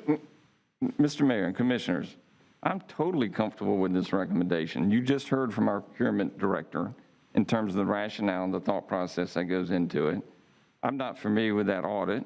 I could familiarize myself with it. We know that the connection of this particular item is small and compared to the overall scope of the project, CIS. The CIS project, I can't remember the budget at this point, but I would say $16 to $20 million. This is small. My guess is that's a significant portion of the project. But what I do have confidence in is that our procurement department, along with the contracting department, has thoroughly considered this. We know what the state law is. It was done competitively, and we're very comfortable with the recommendation we're making. Well, thank you, Mr. Well, I just want to be on the record. A piggyback contract is not competitively bid by the City of Tallahassee. When we can select from a list of 200 vendors and award a vendor $1.2 million with no competitive process, that is a no-bid contract. It has been brought up in previous audits where the recommendations were to competitively bid it, and it seems that that's happened in 2017, and here we are today. We're not taking the recommendations of our audits seriously, and we're not looking for best practices. So I'm not going to support the agenda item on the table, and I would recommend we review our processes and make sure we're not doing this type of action in the future when we have a great competitive process that we can put things in and make sure we're getting the best value for such large-scale projects. Thank you, Mr. Mayor. Commissioner Richardson, you're recognized. Thank you, Mr. Mayor. I too want to say that I strongly support our staff. They are professionals that have been doing this for years, and to even question at all that they would be doing something that was improper or not in the best interest of this city, I have a problem with, Commissioner Matlow. This is transparent for everyone to see. It's not like somebody's being favored or something untoward has happened. This is transparent. Our professional staff has gone through the process of selecting this vendor based on what has been approved by the state of Florida as a piggyback contract. It is common practice, as has been said, and so I don't know why we would question this recommendation. As Commissioner Williams-Cox said, it may sound like a lot of money, but for you know, the kind of work, and I'm very aware of the fact that we have to account for every dime that this city spends, but I'm comfortable with this contract, that it has gone through a proper process and should be approved by this commission. All right, any further comments? Call the question. All right, the motion on the table is for staff recommendation. I'm trying to remember, who made the motion? I did. Commissioner Williams-Cox, sorry, that was seconded by Commissioner Richardson. Seeing no further comment, all those in favor of the motion on the table signify by saying aye. Aye. All those opposed? Nay. And it passes 3-2 with Commissioner Porter and Commissioner Matlow in dissent. We are on item number 13.04. Mr. Manager. Thank you, sir. This item seeks your approval of the evaluation committee rankings for the purchase of vehicles and vehicle parts services. The recommendation involves 4 firms, 2 of which are local. And my fleet management director, Jeff Shepard, is here if we have any questions. This is a relatively straightforward process, but it is of significant value. We have a fleet valued at replacement value of north of $200 million. And so each year we will spend several $1 million in our light duty fleet, for example, in replacement. I was pleased to see that we had local vendors included in this. That's not always been the case, so I know extra emphasis has been added, and we think they'll bring value to us. We seek your approval of the option 1. Okay, do we have any public comment on this item? We do not.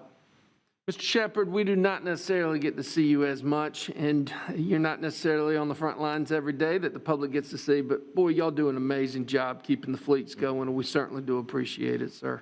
Thank you. Any questions, directions, comment, discussion? Move option 1. Second. Okay, and that is staff recommendation is option number 1? Yes, sir. Okay, option number 1 has been properly moved by Commissioner Williams-Cox, seconded by Commissioner Richardson. Any further discussion? Seeing none? Excuse me, Commissioner Porter. I just want to say it's always good to see you. I think so fondly of my orientation meeting. It's so impressive what y'all do, and I just wanted to thank you personally. Thank you. I'm ready to vote. I just want to say that. Thank you. All right, seeing no further comment. All those in favor of the motion on the table signify by saying aye. Aye. All those opposed? Passes unanimously 5-0. Do we have any other business to come before the City Commission at this time? No, sir. Okay, it is 4:40. We're going to take a 20-minute break. We will come back at 5 o'clock for the regularly scheduled public hearing. We will then have speakers on unagended items and City Commission information and the sharing of ideas. We are in recess till 5.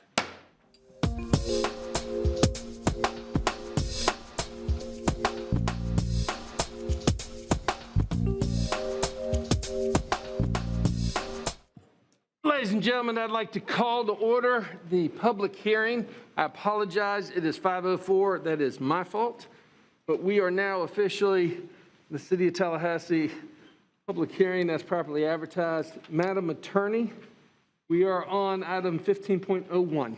Thank you, Mayor. Item number 15.01 is the first and only public hearing on the 6th Amendment to the Integrated Development Order for the Southwood Development of Regional Impact. Recommended action is option 1, conduct the first and only public hearing on the proposed change to the Southwood DRI and approve the 6th Amendment to the Integrated Development Order. Okay, Mr. Clerk, do we have any public comment on this item? On item 1501, Mayor, we have a single speaker, Darren Taylor. All right. Thank you so much for joining us. Your name and address for the record, please. Absolutely. Darren Taylor, 215 South Monroe Street, representing the developer St. Joe. I'm just here to answer questions on this item, and the same on 1503. If you have any questions, just let me know. Hey, thank you. Thank you so much. All right, our next public speaker, Mr. Clerk. No other speakers on 1501. Okay, so let's go ahead and turn it to commission discussion, direction. Move option 1 as recommended by staff, Mr. Mayor. Commissioner Richardson has properly moved staff recommendation option number 1, seconded by Commissioner Williams-Cox. Any further discussion? Seeing none. All those in favor signify by saying aye. Aye. All those opposed? Passes unanimously 5-0. Item number 15.02, Madam Attorney. Thank you. Item number 15.02 is the first and only public hearing on ordinance number 21-Z-27, an ordinance of the City of Tallahassee amending the English Property Plan Unit Development on the official zoning map of the City of Tallahassee, located on 744 acres on both sides of Blairstone Road, generally south of Orange Avenue, north of Tram Road, east of Rickards High School, and west of Capitol Circle Southeast on the official zoning map of the City of Tallahassee, providing for conflicts, providing for severability, and providing an effective date.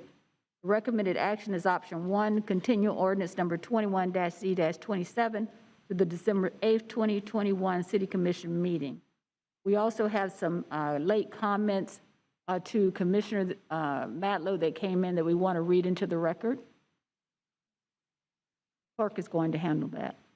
Thank you, Madam Attorney. There were 2 written communications submitted, and time did not permit having them attached to the agenda, so we want to make sure they're here for the record. First, from Karen Cummins.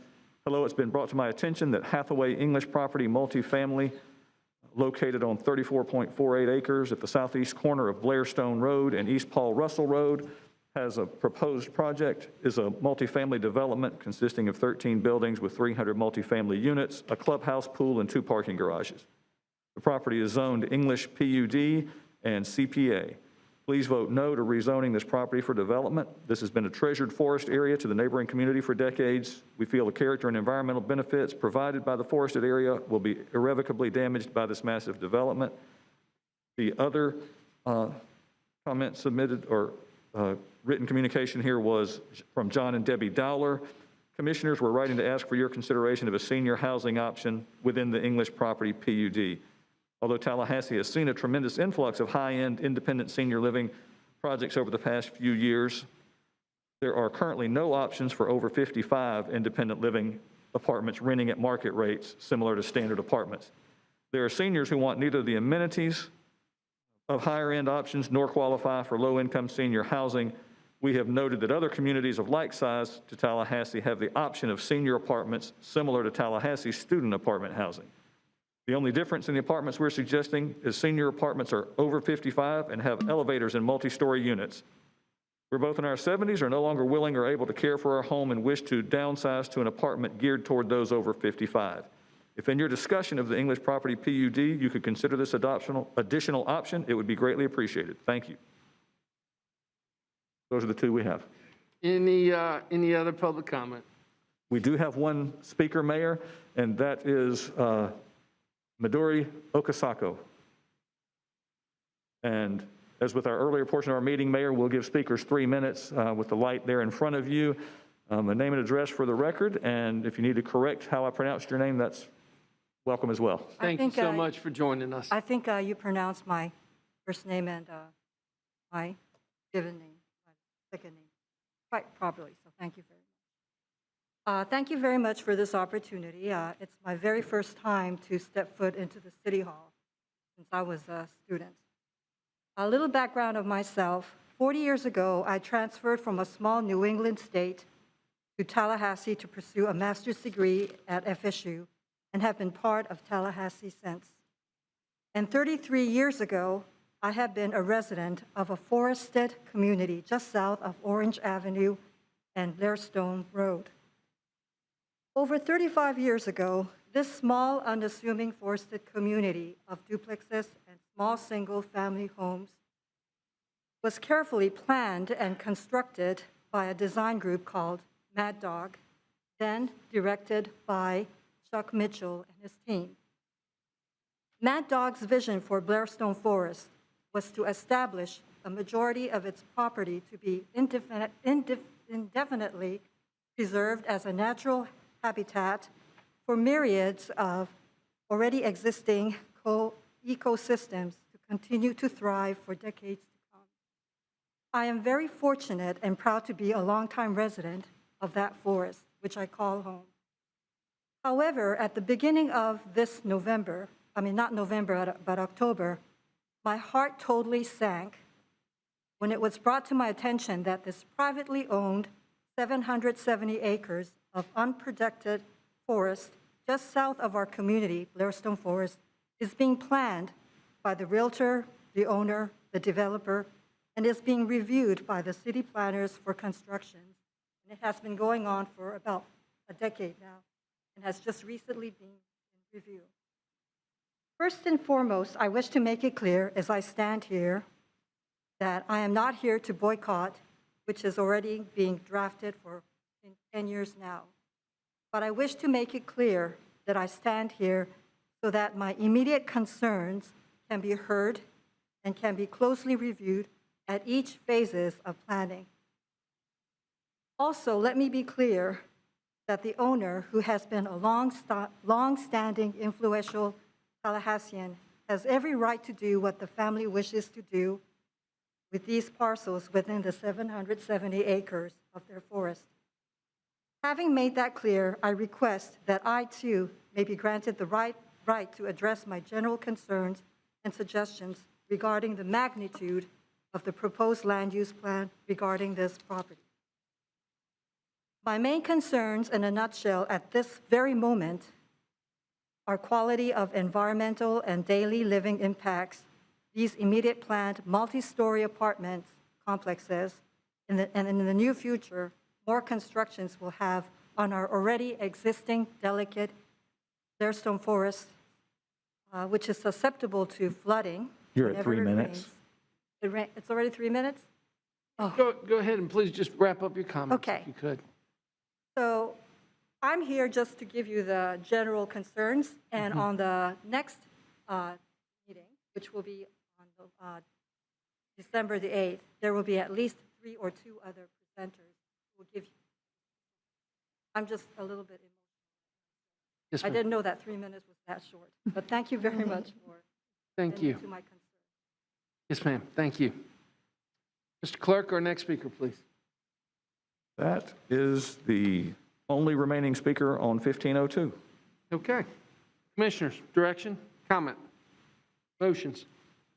Move option 1 is recommended by staff, Mr. Mayor. Option number 1's been properly moved, seconded by Commissioner Richardson, seconded by Commissioner Matlow. Any further comment? Seeing none. All those in favor signify by saying aye. Aye. All those opposed? Passes unanimously, 5-0. 15.03. Madam Attorney. Thank you. Item number 15.03, first and only public hearing on ordinance number 21-Z-28, an ordinance of the City of Tallahassee amending the Southwood Plan Unit Development on the official zoning map of the City of Tallahassee. Project site located on 3.4 acres on the southeast corner of the intersection of Artemis Way and Tram Road, providing for conflicts, providing for severability, and providing an effective date. The recommended action is option 1, adopt ordinance number 21-Z-28, thereby amending the Southwood PUD concept plan based on the findings and conclusions of the Planning Commission, the information contained in this agenda item, and any evidence presented at the hearing hereon. Excellent. Mr. Clark, do we have any speakers on this item? The only speaker we have is Darren Taylor, who previously advised that he's available for questions. Okay, thank you. Commissioners, direction, comment, thoughts? Move staff recommendation on option 1, Mr. Mayor. Commissioner Richardson has properly moved staff recommendation option number 1, seconded by Second. Commissioner Diane Williams-Cox. Any further comment? Seeing none. All those in favor signify by saying aye. Aye. All those opposed? Passes unanimously, 5-0. 15.04, Madam Attorney. Thank you, Mayor. Item number 15.04 is the first and only public hearing on ordinance number 21-Z-31, an ordinance of the City of Tallahassee, Florida, designating and including additional territory located on 14.92 acres, located 180 feet south of the intersection of Piney Z Plantation Drive and Planters Ridge Drive, as and in the City of Tallahassee, single-family attached, detached, and two-family residential R3 from Superior Residence Plan Unit Development, PUD, on the official zoning map of the City of Tallahassee, adopted and established by the City Commission, providing for conflicts, providing for severability, and providing an effective date. The recommended action is option 1, adopt ordinance 21-Z-31, thereby amending the official zoning map from Superior Residence Plan Unit Development Zoning District to to the single-family attached, detached, and two-family residential R3 zoning district based on the findings of fact and conclusions of law of the Planning Commission. The information contained in this agenda item and any evidence submitted at the hearing hereon. We have some additional communications that also need to be read into the record that did not get into the record prior to this meeting.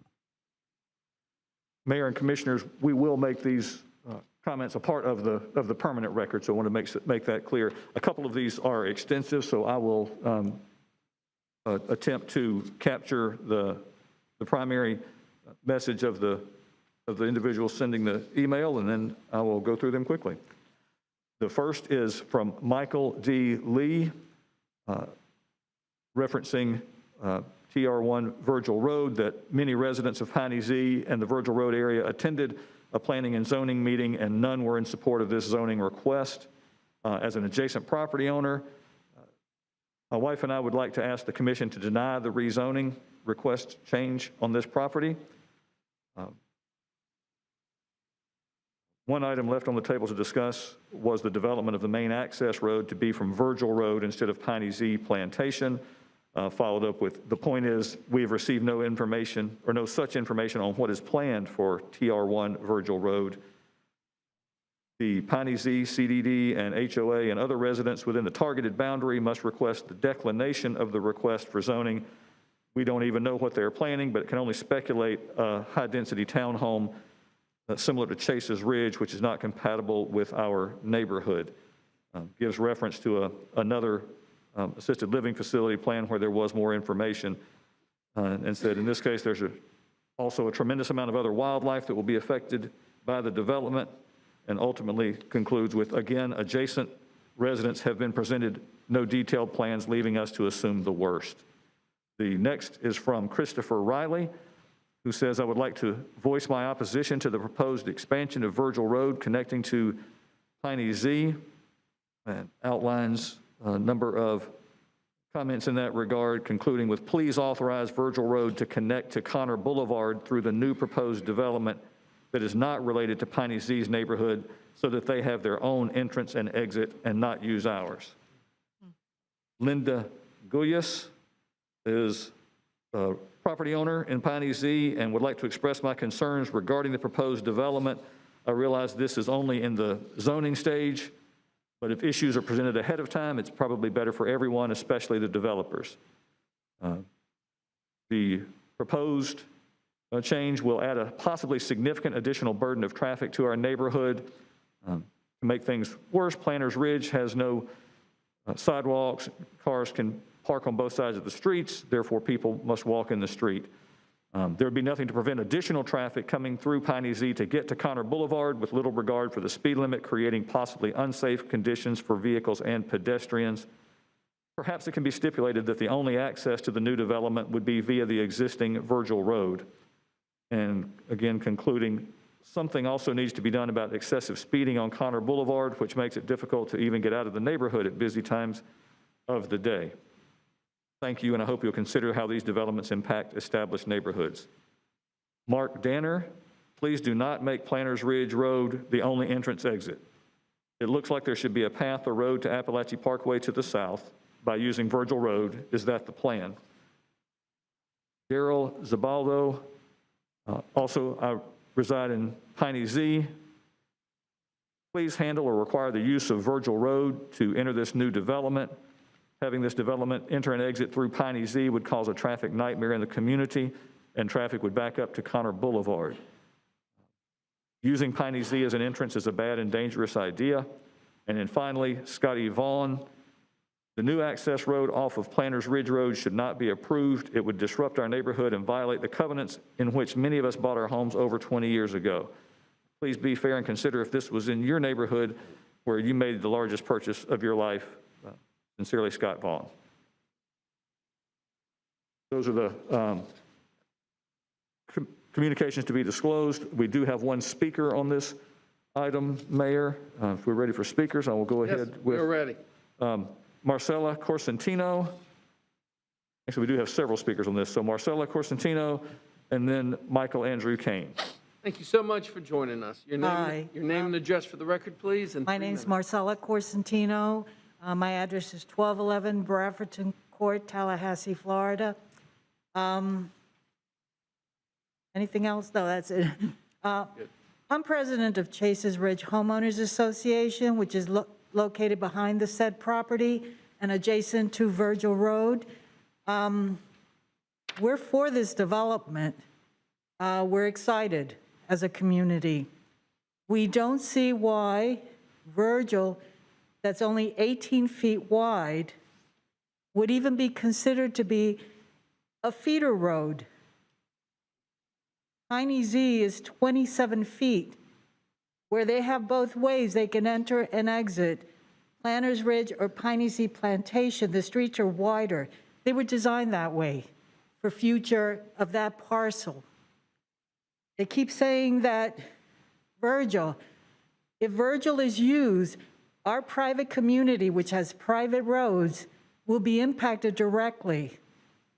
If you go through Virgil, we have Pace's Place that will go directly into Appalachia Parkway, a shortcut.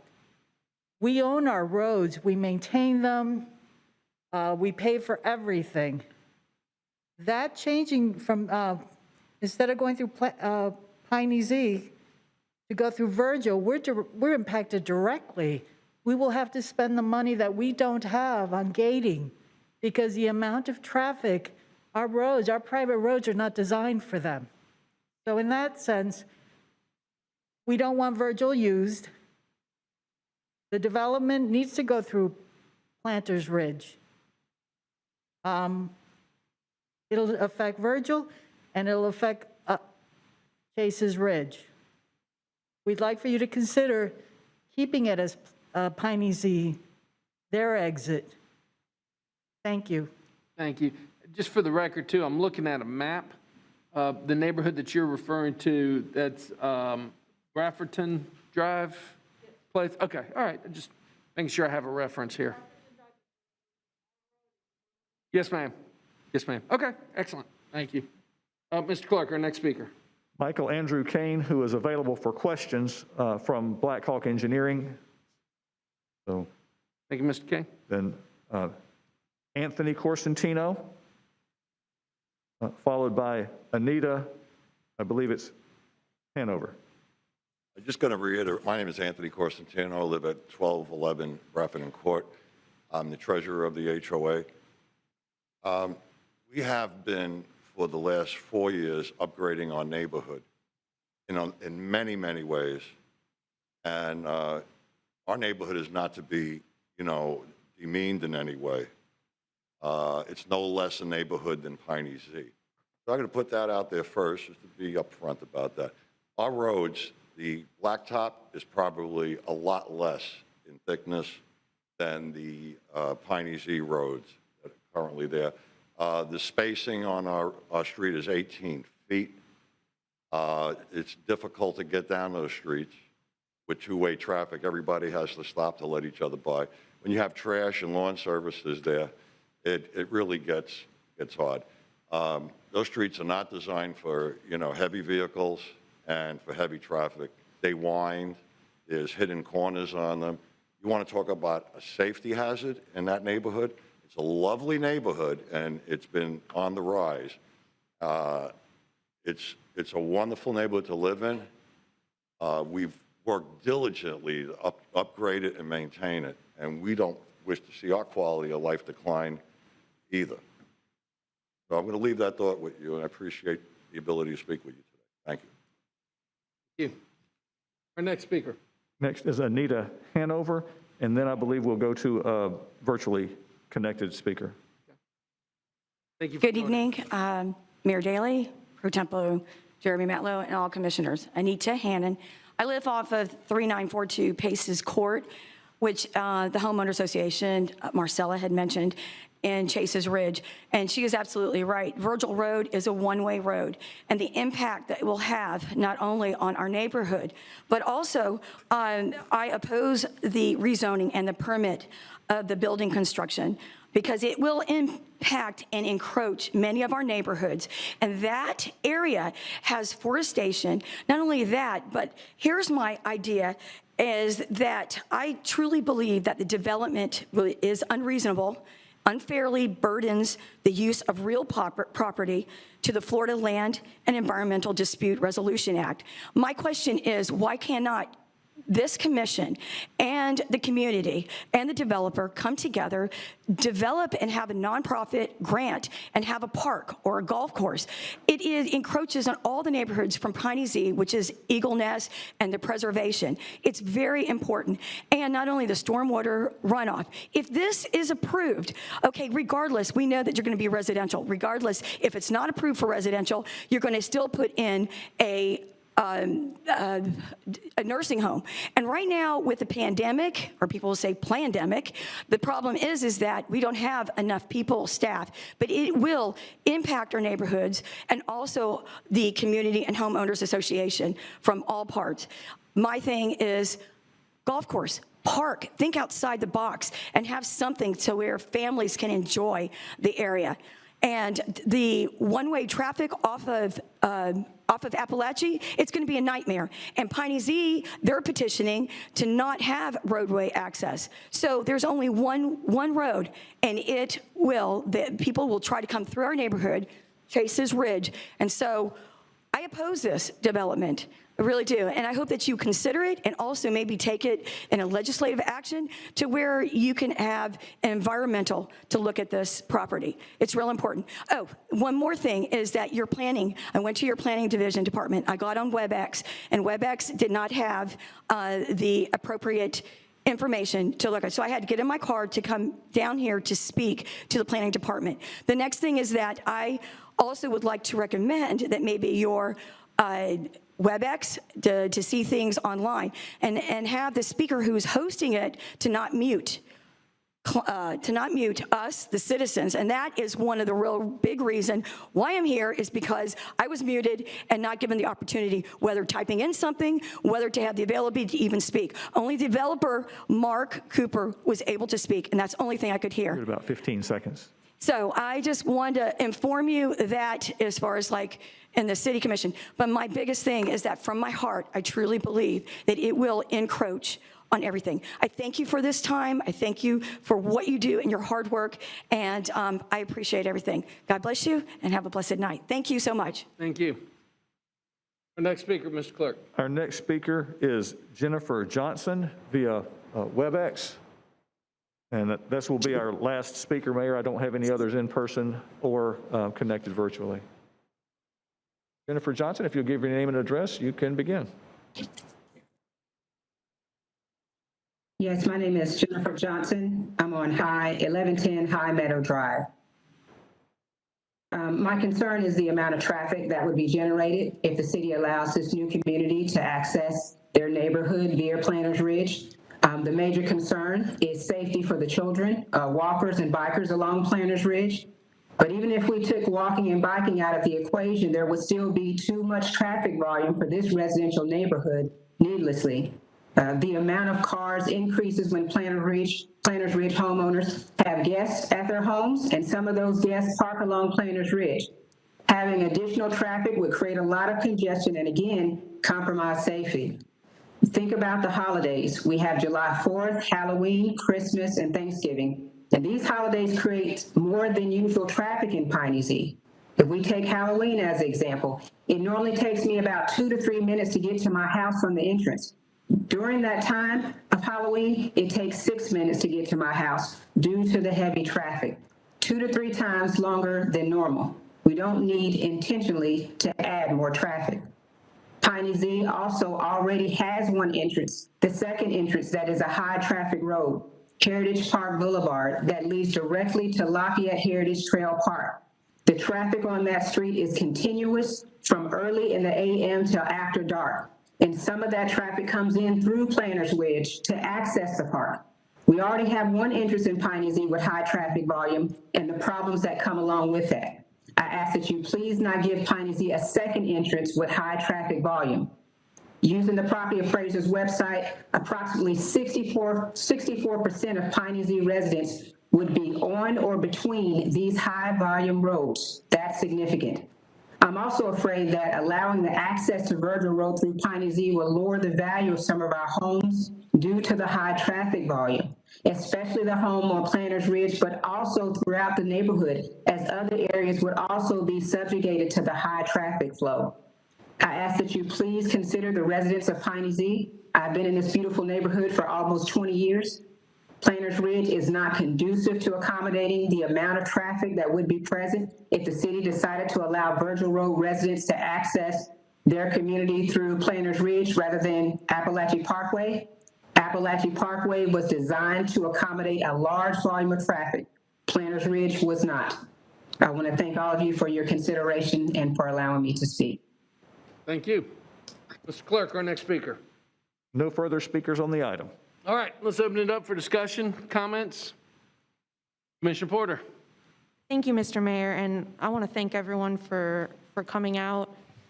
Just given the input that we've received, I was wondering if we might be open to continuing this until the December 8th meeting to see if there's any way some of these issues can be resolved. It sounds like there's a lot of, there's a desire from the neighborhoods, there's support. What I'm hearing overall is that there is support for this, but there's these questions about the traffic. And I wonder if there's a way that with some more time, we can find some common ground with the developer and the neighborhoods. So I would like to make, and Madam Attorney, help me if I need it, a motion to, if we can continue this to our December 8th meeting to give everyone some more time. That's the correct. Madam Attorney, talk to us about process and what options we have available.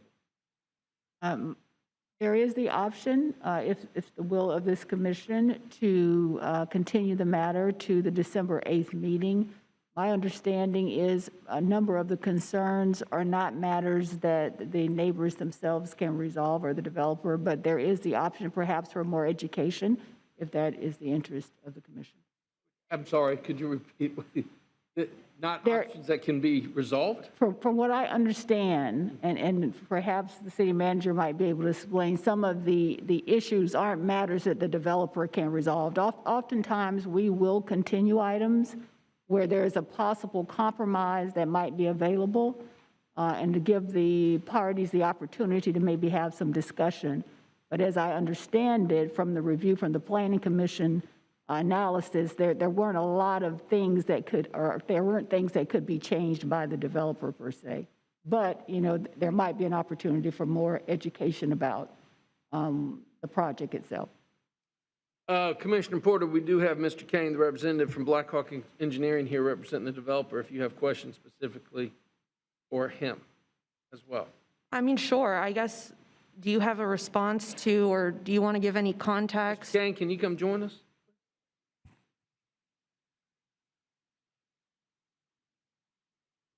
I realize you've heard different concerns, and even for those who are concerned, they don't all share their concerns, but just generally, do you feel that there is any alternative, anything that with more time working with these neighborhoods that you feel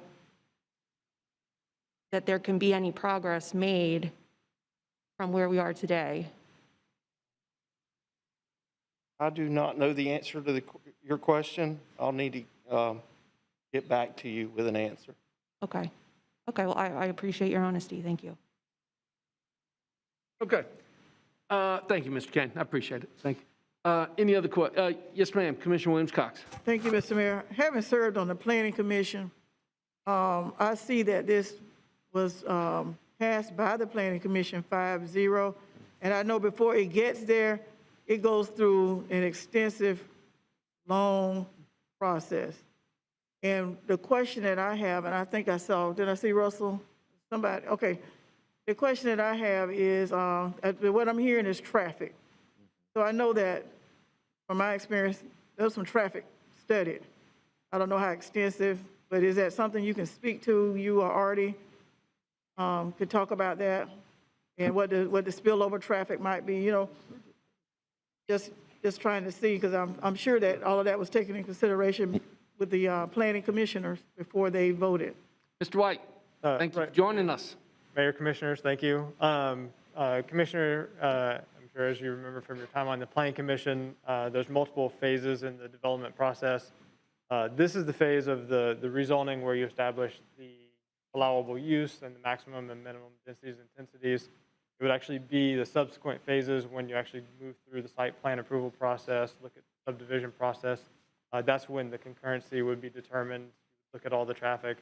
Right now, this is mostly a use, density, intensity, and compatibility with surrounding areas for those uses and densities. Point. Okay, so, Madam Attorney, the role of the Planning Commission is to say whether something is within the comprehensive, if it's consistent with the comprehensive plan, and that's kind of where we are. That's correct. Right now. So there are other phases, there are other steps, there are other things that will take place.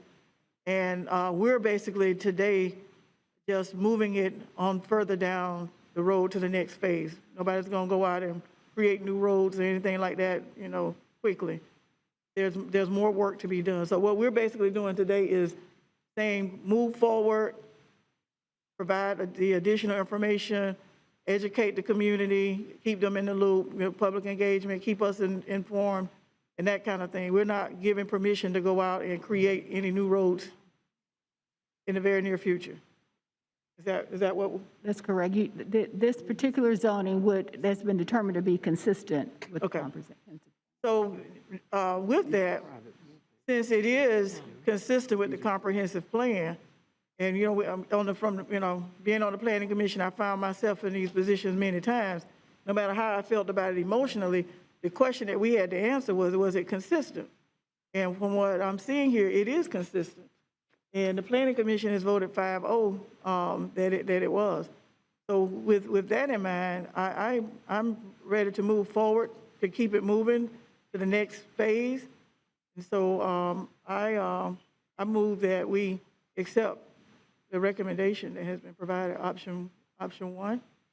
All right, there's a motion on the table made by Commissioner Diane Williams-Cox for option number one. Is there a second to the motion? Mr. Mayor, I made a motion also. Did no one, that's fine if there wasn't a second. I just wasn't sure if my motion was I even certainly do recognized. apologize. I did not realize that that was a motion that you made or you wanted to discuss. No, I made a motion. Okay, let's go back. Then would you restate your motion, please? Yes, I would like to make the motion that we continue this until the December 8th meeting. Okay, Commissioner Porter has made a motion to continue the item until the December 8th meeting. Is there a second to the motion? Second. Okay, there is a second to the motion to continue the item. Let's discuss the motion on the table. Commissioner Williams-Cox. Thank you, and I apologize. My question is, what will happen between now and December 8th? What is planned to happen between now and December 8th? I don't know who could answer that question, but what's... Commissioner, let me ask Mr. White to come back and just kind of walk us through the steps. I think you articulated this as a rezoning. We know if it's rezoned and there is a proposed development, that there's steps that we go through as it relates to traffic, evaluation of other infrastructure. And also, Artie, if you could speak to Virgil Road, because we've already explored that, and I think the developers expressed their intent. I think that kind of helps lay it out. And Commissioner, I think that's what you're getting at. What's been discussed and what happens if this moves forward to today? Mr. White, thank you for coming back. Thank you, Mayor, Commissioners. Everything that's been said so far is correct. At this stage, we're looking at the zoning of the property. The point of the Planning Commission is to evaluate consistency with the comprehensive plan. They unanimously said that this is consistent with the comprehensive plan. This would be the step that would then lead to more detailed planning. This is really looking at uses, allowable densities and intensities. looking at what would be allowed for the zoning district overall compared to what's next to it. The next stage would actually move into the site plan approval process, and then subsequently like the permitting process. As part of that, we would look at traffic impacts. And at that stage, you have a site plan, so you actually know specifically what is planned. At this point, we're looking at, this would be low-density residential as a use, not to exceed 8 units per acre as the density. And so when we're looking at compatibility, it would be for the entirety of that zoning district. But the site plan is where you get into, this is where the roads would go, this is what the buildings would look like, or not what they would look like, but how they would be arranged on the site, how you would address stormwater, how you would address traffic, and all the requirements of code. So as I believe Commissioner Williams-Cox noted, this is kind of the precursor to all of the subsequent planning that happens at a more specific level. And that's where we would understand things like Virgil Road, the number of trips that would be created by the development and things like that. I got Commissioner Porter, well, excuse me, a follow-up with Commissioner Williams-Cox. Then I got Commissioner Porter, Richardson, and Matlow. Okay, thank you, Mr. Mayor. Having heard what Mr. White has said, I'm ready to make a substitute motion to accept the option number 1, because it sounds like nothing's going to happen between now and December 8th. Nothing's planned. So I'm ready to keep it moving so that the neighbors can have that opportunity to work together with the developers and others to see what's going to happen next. There is a substitute motion to move for staff recommendation approval. Commissioner Williams-Cox, seconded by Commissioner Richardson. I've got Commissioner Porter in line to speak, then Commissioner Richardson, then Commissioner Matlow. Thank you, Mr. Mayor. And I appreciate you, Mr. White, answering those questions. You know, I don't see what harm is done by giving the neighborhood some time to have these discussions.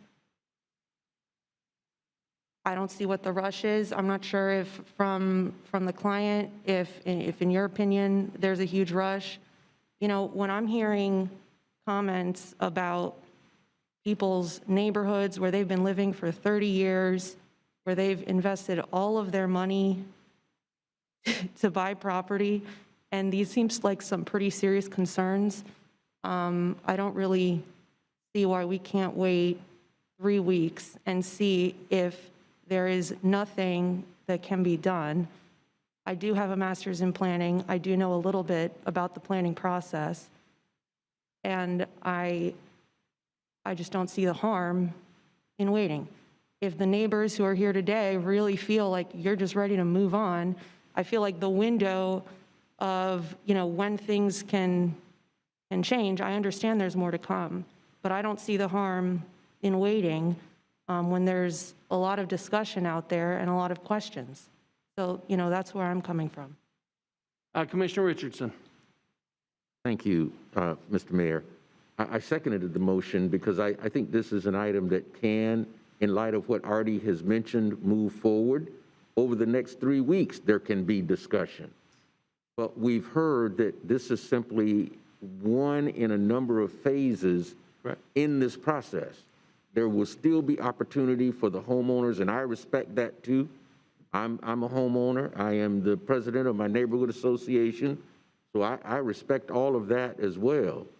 But there will be lots of opportunities for there to be continued discussion, even after this action is taken tonight.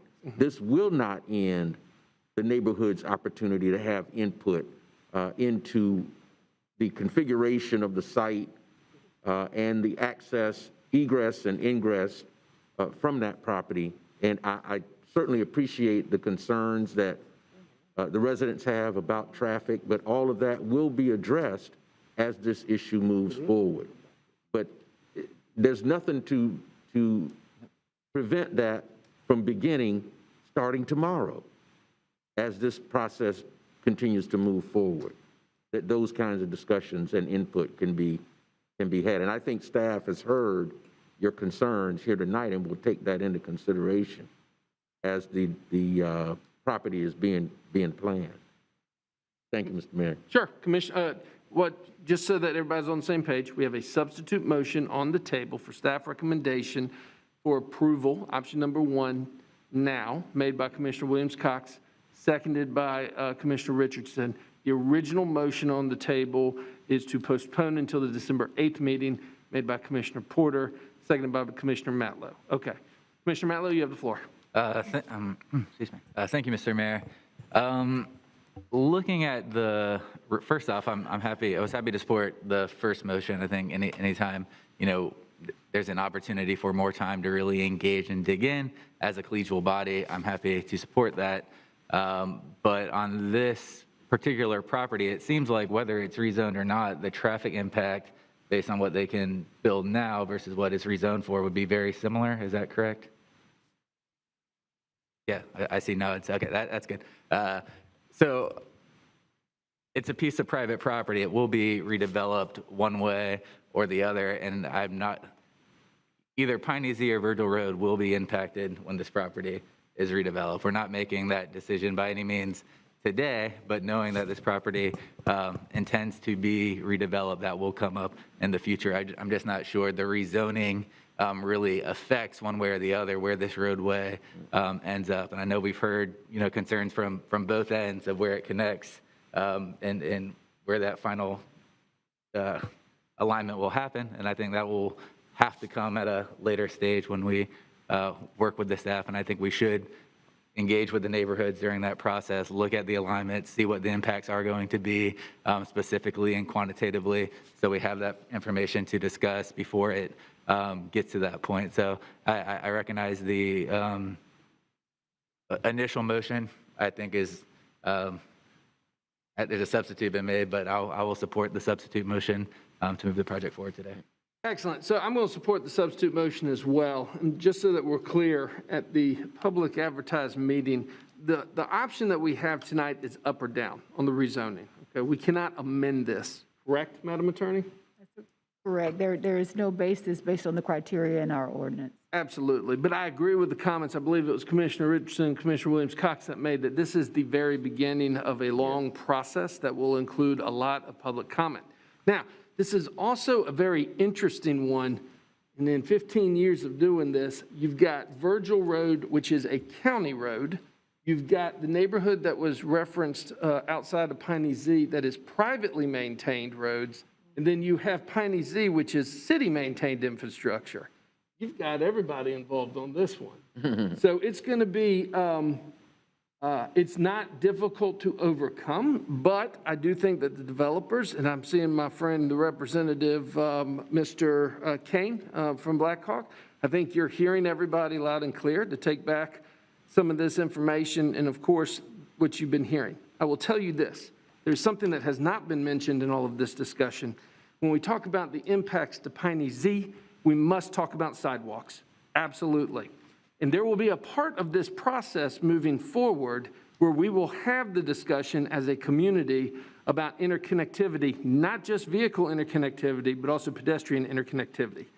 I know that the Piney Z neighborhood is really interested in moving their sidewalks up the priority list of the City of Tallahassee, but also reprioritizing, if I understand correctly, within the neighborhood.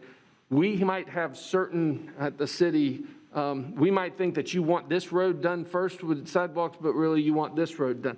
My point is, as we're moving forward as a community, Mr. Tedder, I think that you're the sidewalk man for the City of Tallahassee. We must continue the conversation about sidewalk construction and prioritization in Piney Z as we move forward with the approval of this, okay?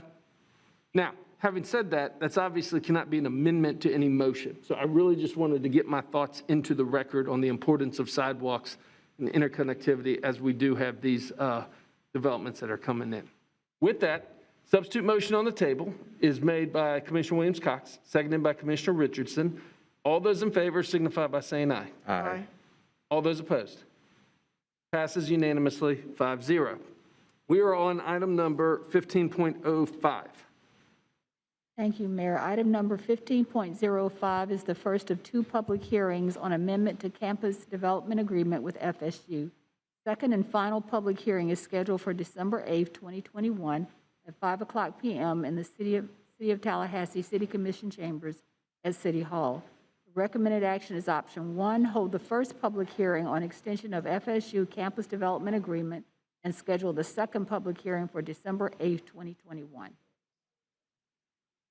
Okay. Mr. Clark, do we have any public comment on this item? We have no speakers on 1505. All right, we have no public comment. Commissioners, I'm looking for direction, comment.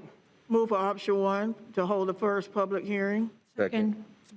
Option number 1 has been properly moved by Commissioner Williams-Cox, seconded by Commissioner Richardson. Any further comment? Seeing none. All those in favor signify by saying aye. Aye. All those opposed? Passes unanimously 5-0. Do we have any other items to come before us at the publicly advertised public hearing? We do not, Mayor. All right, I will go ahead and close out the public hearing and reopen the City of Tallahassee Commission meeting. We are now on unagendaed business speakers. Mr. Clark, do we have any citizens here to be heard on unagendaed items? Mayor, we do have, we have 4 in person. They will be heard from first, and then we will hear from one who is connected via WebEx. All right. First speaker is Terry Ryan. Mr. Ryan, thank you for sticking around. Your name and address for the record, please, sir. Okay, thank you very much, Mr. Mayor. I'm going to take you up on your offer to provide some comments to the other consent order policy. I'm going to try and take 2, maybe 3 minutes, I don't know, but I'll be very brief. But folks, it is very disappointing, I know from my standpoint and the environmental groups that work with us, that the conversation tonight dealt a lot around legal and regulation concerns that folks thought we had. Let me assure you that we have absolutely no concerns about legal or regulatory issues with the city, its consent orders. Let me assure you that EPA and DEP look at things very, very closely on a quarterly basis at least, and we have no problems with that. Our concern is transparency. Okay? Transparency, that's it. Let them know, in other words, let citizens know about this, the health of our system, our sewage collection system. The public notice you remember you have that little handout here. The public notice that is required legally, the city is doing that. But if you if you define transparency as a 1-inch by 4-inch ad in very fine print placed in the back section of the classified ads as transparency, I don't think that is, and we don't think that is. Back in 2009 and 2011, when we had the initial consent order, and it was amended because EPA stepped in, okay, that consent order was finalized in 2011. The city followed the state regulations and had another 1-inch by 4-inch ad placed in fine print back in the back in classified ads. Okay, that's the fact. Okay, that's the regulation. The city did not violate that regulation. Now there is a lot of discussion right now on Senate Bill 712 in the rulemaking process to increase transparency, but that's another issue. This is where we are now. Back in December 2018, you may remember how we all got started. The Democrat did a lot of research, and lo and behold, they discovered that we were under consent orders. They wrote a lengthy article, and that's how the citizens of Tallahassee learned that since 2009, we've been under a consent order. You have about 20 seconds. Well, hang in there. That's how we found it out. I was invited to a Democrat breakfast, a monthly breakfast, 100 people there. They asked me to talk about the sewage system and consent orders. Nobody knew about consent orders. So that's how we really got going on this to increase transparency. So bottom line is, with the approval of this, the policy here, you're at 3 minutes. Unbeknown to you, the city commission has codified non-transparency, codified that it's okay for a 1-inch by 4-inch ad to be placed in the ad classifieds to tell people about consent orders. That's not right. There's some other things in there about the item number 3, the commission will be notified of a pending proposed consent order. That's all the staff indicated. There's no information as to when that's supposed to be. It's very ambiguous. I would like to suggest that somebody offer a motion to revisit this. We'll be glad to sit down if staff will allow us and talk about this in more detail, and we appreciate it. Thank you. Mr. Ryan, thank you. Now, the item that I have on my on agenda items, okay, we still have that? No. That's separate? No, sir, that was everything. I'm sorry? That was everything. That's another thing. I have another. No, 3 minutes total per speaker. Well, this is totally different than consent orders. No, sir, we give everybody. Total of 3 minutes. Total of 3 minutes, yes, sir. I didn't understand that. Okay. All right. Thank you, Mr. Ryan. Okay, our next speaker, Shelby Green, and then Erwin Jackson. Ms. Green.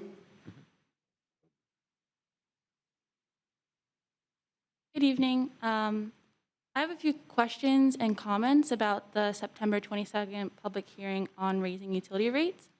Under the previous administration, Mayor Gillum's administration, there were 2 public hearings about this. Instead, this board just held 1. So I wanted to know why that decision was made to hold 1 instead of 2. My next comment is on the veins of transparency and communication. After the budget was passed, the city did publish a press release, but it excluded information about utility rates being increased. So I would like to know if that was an oversight or if the city does plan on publishing another press release about rates increasing, especially because rates will increase again in January. And then also at the public hearing, Commissioner Richardson asked what would the rate increase look like for the average utility customer? And he received a response saying it would be approximately 85 cents increase per month for the typical household. This month I got my October utility bill and I compared it to September, and my bill went up $2 a month. So I would just like to know where the 85 cents figure came from. And then I would also like to know where is the money going towards from this rate increase. I do know that the stormwater fee does go towards stabilizing ditches and erosion, preventing flooding, but I don't know where all the other fees come from, especially when the average person's utility bill, assuming it went up $2 a month like mine, the city has over 125,000 customers. So that's $250,000 a month or $3 million a year, and that's excluding the increase that will go up again in January. So I would like to know where is this money going, and is it being reinvested in our utility infrastructure? And then, so just to summarize, what I would like to know is why there is only 1 public hearing instead of 2, if there will be a press release to communicate the utility rate increases, what did staff mean by the 85 cent figure, and then where is our money going from our utility bill? Is it being reinvested, or is it going to a general fund? Thank you. Thank you. Our next speaker. Erwin Jackson, followed by Justin Turner. Dr. Jackson, good to see you, sir.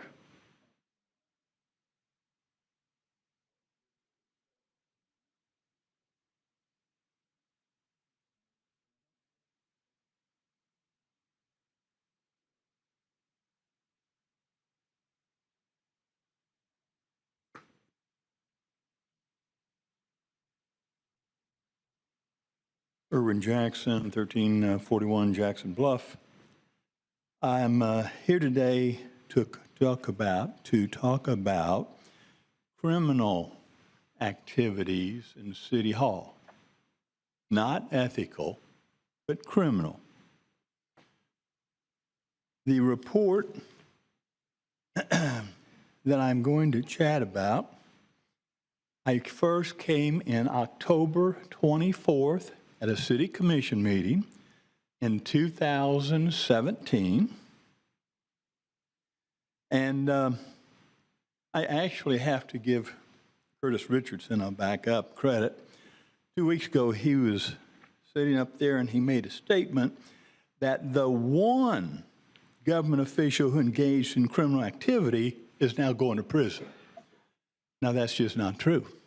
And Curtis Richardson knows that. because he was sitting up there in 2017 when I handed this document out. And specifically, what transpired is that this document, and you can look through it, it clearly documents that Rick Fernandez and Andrew Gillum has stolen several thousands of dollars in city materials, city equipment, and city labor. Now, specifically, Rick Fernandez directed 2 city crews to go to his rental property where his daughter lived, install a new city water line, and send the bill for the labor, materials, and use of equipment to the taxpayers. Fernandez also directed city staff to fix a plumbing repair on his swimming pool at his personal house with city employees and sent the tax bill to the taxpayer, us. I've got my own bills. I don't want to pay Rick Fernandez's bills.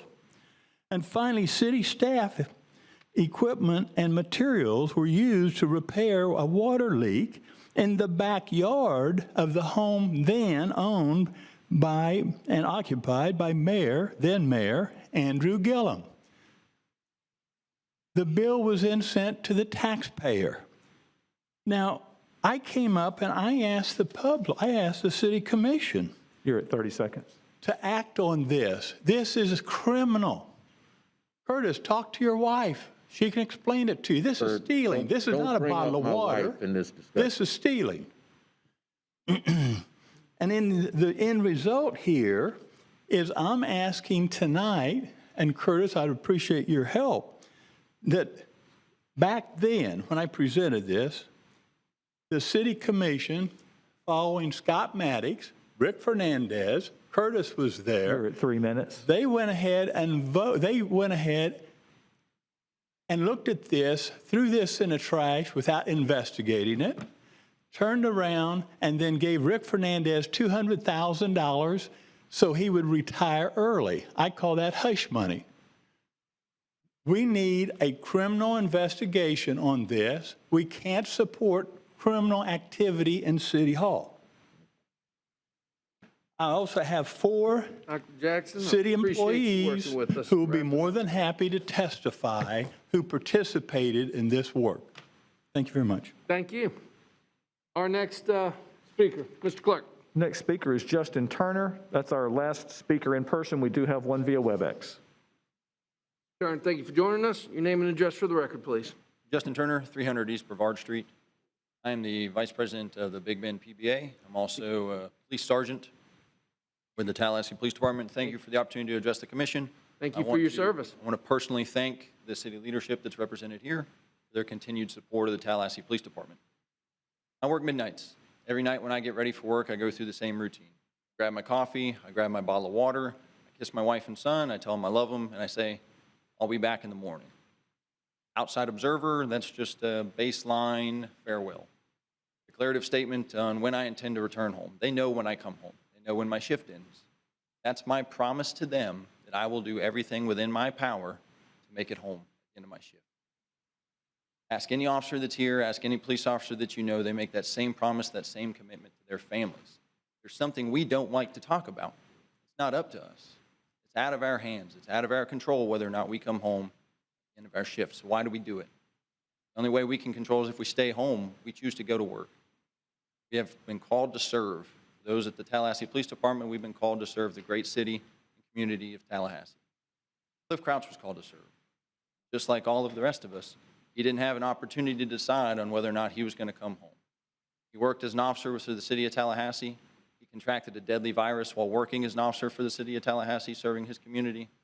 Ultimately, he died from that virus as an officer for the city of Tallahassee. It is up to us to pick up the pieces and to look after his family and those he left behind that counted on him, make sure that his sacrifice to our community is honored properly. His wife is owed a benefit that he earned through his sacrifice to the community. He earned it. This isn't a thought experiment. This isn't some kind of what-if hypothetical situation. This is about them. This is about real people.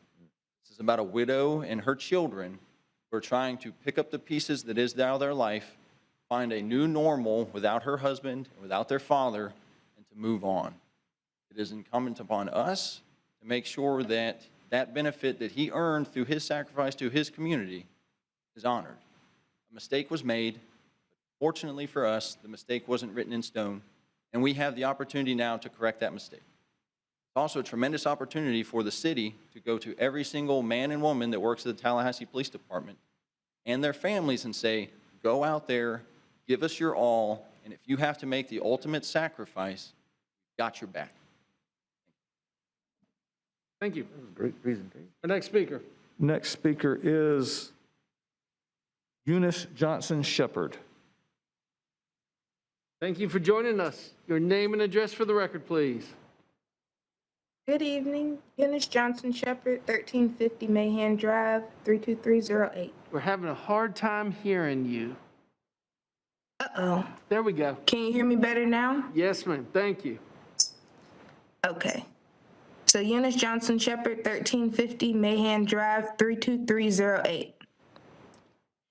I want to bring housing issues to the forefront, mainly at Adams Place, 3000 South Adams Street.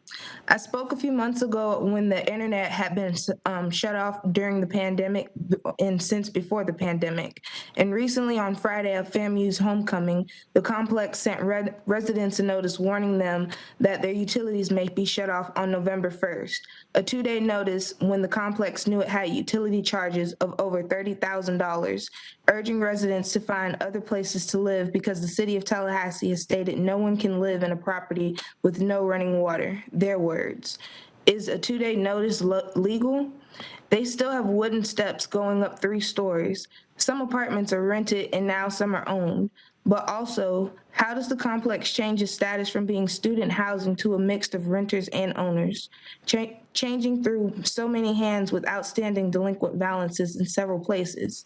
Every year, an apartment complex in Tallahassee changes its name or is under new management because big realtors with all of these ideas that cost come in and beautify the outside of the complex, raise the prices of the rent for the way it looks, yet the inside wiring hasn't been updated or inspected, or it's hard to get in contact with management and get things fixed. And when they do send someone out, it's not a licensed contractor. Our complex is inspected by code enforcement or building inspectors at any point other than when a complaint is made. And there are some doors at Adams Place that have mold on the outsides. Some are clearly vacant but not kept up by maintenance or management. These are common issues, not just at this complex, but with renters across the city. Rent gouging, irregular communication, and landlords not honoring their part in the lease. Who holds these landlords accountable in locations where the majority of residents are renters here in Tallahassee? We can't afford to buy, especially when rich out-of-towners come in and pay cash, then generate revenue without ever living here. Affordable and accessible housing is a basic human right, and roots can't be built if the foundation is constantly being disturbed. Thank you. Thank you. Mr. Clerk, our next speaker. There are no other speakers for tonight's meeting. All right. Is there anybody else here that has not had a chance to speak that would like to speak on the unagended item? All right, let's turn it to commissioner discussion. Commissioner Porter, you have the floor. Thank you, Mr. Mayor. Mr. City Manager, I was wondering if you could provide an update to Ms. Johnson about where we are with the Adams condominium or whatever update we might have. Mr. Sure, Mayor, Mr. Manager. James Barnes, whose team has been on the ground on that, has the freshness of information. You'll recall I sent a couple emails updating as it relates to the account status. And the general structure is that the complex management pays for the water for all of the customers. And they got severely behind in their payments. There was extensive communication.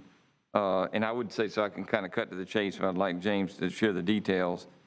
We've been able to work that out where they've brought their bill current.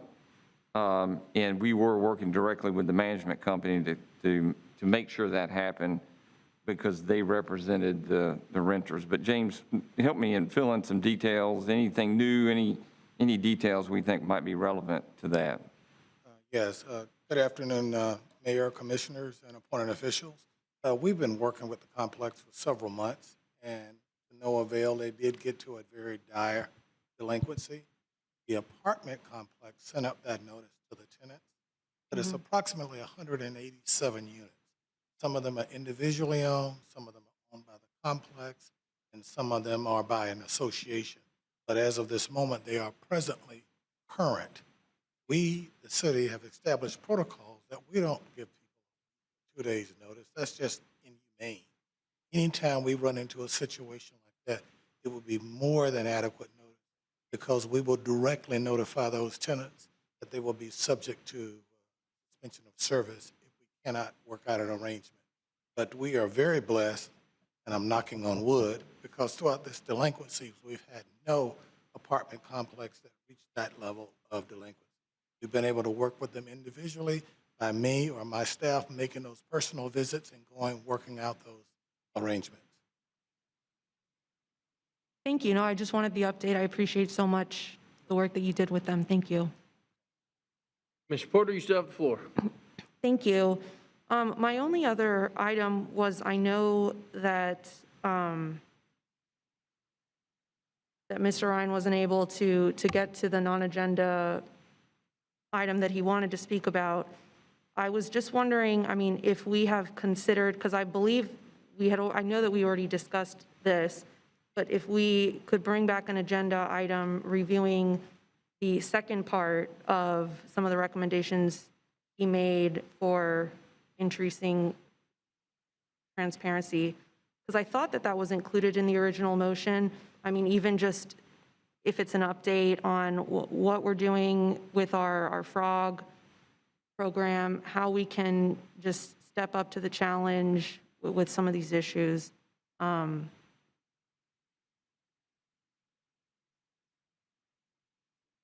So I guess, I mean, have we, this is something that we had previously reviewed, Mr. Manager? Do you know to what I'm referring? I'm sorry, I'm a little all over the place right now.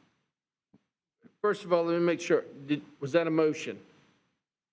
Well, I guess I'll make it a motion. I mean, I was wondering, had we reviewed these already and rejected them for some reason, or was this, have we not even considered this yet? So, you want the question answered first, or do you want the motion done? No, I'd like the question answered first. Thank Mr. you. Manager. Thank you, Mr. Mayor. Commissioners, I'm not sure if we've seen it in the format. I think we are familiar with Mr. Ryan's general direction in terms of noticing, methods of noticing, the quantities of notice, and we have considered it. In fact, I've participated in a WebEx with Mr. Ryan and his colleagues, and we'd be happy to address our thoughts on that tonight if that's the will of this body. But I think fundamentally, I don't want to speak for Mr. Ryan. I don't think that would be appropriate.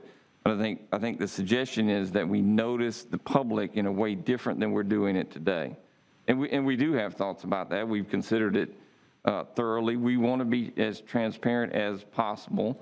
We also want to make sure we have a model that's consistent. Noticing is not limited to the City of Tallahassee. It could involve any number of entities that would trigger the requirement to notice. And the Florida Department of Environmental Protection has been established as a clearinghouse. In fact, you guys see these notices. You're an official of the City of Tallahassee. When there's a spill or an action, you get noticed. I know you know that because you see it, because that's how it's set up. And in fact, the press, we've encouraged the press to be part of that noticing. And it creates the most uniform, repeatable process possible, whether it's the City of Tallahassee involved, whether it's one of the universities involved, whether it's industry, you name it. And so that's, we've thought a lot about it. How does it work the best? How is it most repeatable? And how is it sustainable? And so we've indicated, I've shared with Mr. Ryan that I didn't think this was appropriate, this method. I've said that personally. We believe that. And so we have considered it. And that's a big piece of it. I don't want to speak to every point because I'm not sure we've seen this document, but that's a big piece of the consideration. Okay, thank you. I guess Porter. When we voted earlier today, and Mr. Mayor, you said you didn't have a problem with it coming back to us on an agenda. item, even if it's under consent or something, was that, I don't believe that was actually captured in what we passed. Is that correct? My thoughts? No. Okay.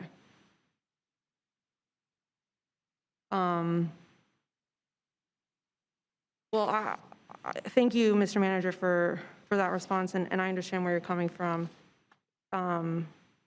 Is it appropriate if I make a motion that we just add that to the original, that I make an additional motion that we bring those items back under consent, that part that Mr. Mayor brought up? Would you like to make a motion to bring, and I'm having trouble wrapping my arms around, what specifically would you like to bring back? Well, I guess when you mentioned that you wouldn't be opposed to an item coming back on our agendas, not dependent on our action, but just as an informational item, like under consent, when something like this happens and it reaches that level, is that what you intended when you said you wouldn't be opposed to that? No, ma'am, not tonight. I intend to meet with Mr. Ryan after we have talked briefly during the break. And then when the time's appropriate, if I think there's an additional item, I'll be more than happy to bring it before, just like any of us possibly could. But I'm not in a position to make that motion tonight. No, ma'am. Okay, thank you. No more comments. You still have the floor. Commissioner Porter. No more comments. Oh, okay. Thank you. Commissioner Williams-Cox. Thank you, Mr. Mayor. I wanted to just remind my colleagues and the public that I did my first chat with the commissioner at the Macon Community Park, and it went well. And so I'm going back out. On Monday, I'm going to be at Palmer Monroe Teen Center. Hope that you will join me there at 5:30. And I'm sharing wherever I go the infographic that was provided. Had an opportunity to share it on yesterday at the Advantage Conference with Capital City Chamber to show the investment that we have approved around the city of Tallahassee. But also, I'm happy to report and to reveal the year-end review for 2021. And I have looked through this, and one of the things that I've said is that we don't tell our story enough. Well, this annual report, the year-end review for 2021, does just that. It tells what we have done, what we're doing, and has pictures of people who we recognize from our community. And behind, as I was saying to someone earlier today, these pictures all have stories. These are people who live and breathe and are part of Tallahassee. We have a young man who is out there on the professional golf tour, making big things happen for himself and his family, but he credits it to what happened to him here in the city of Tallahassee. That story could have been different had it not been some intervention by some people who cared.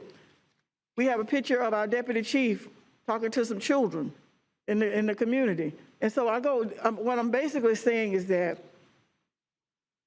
this is our story, and it's up to us to share it. It's up to us to tell it.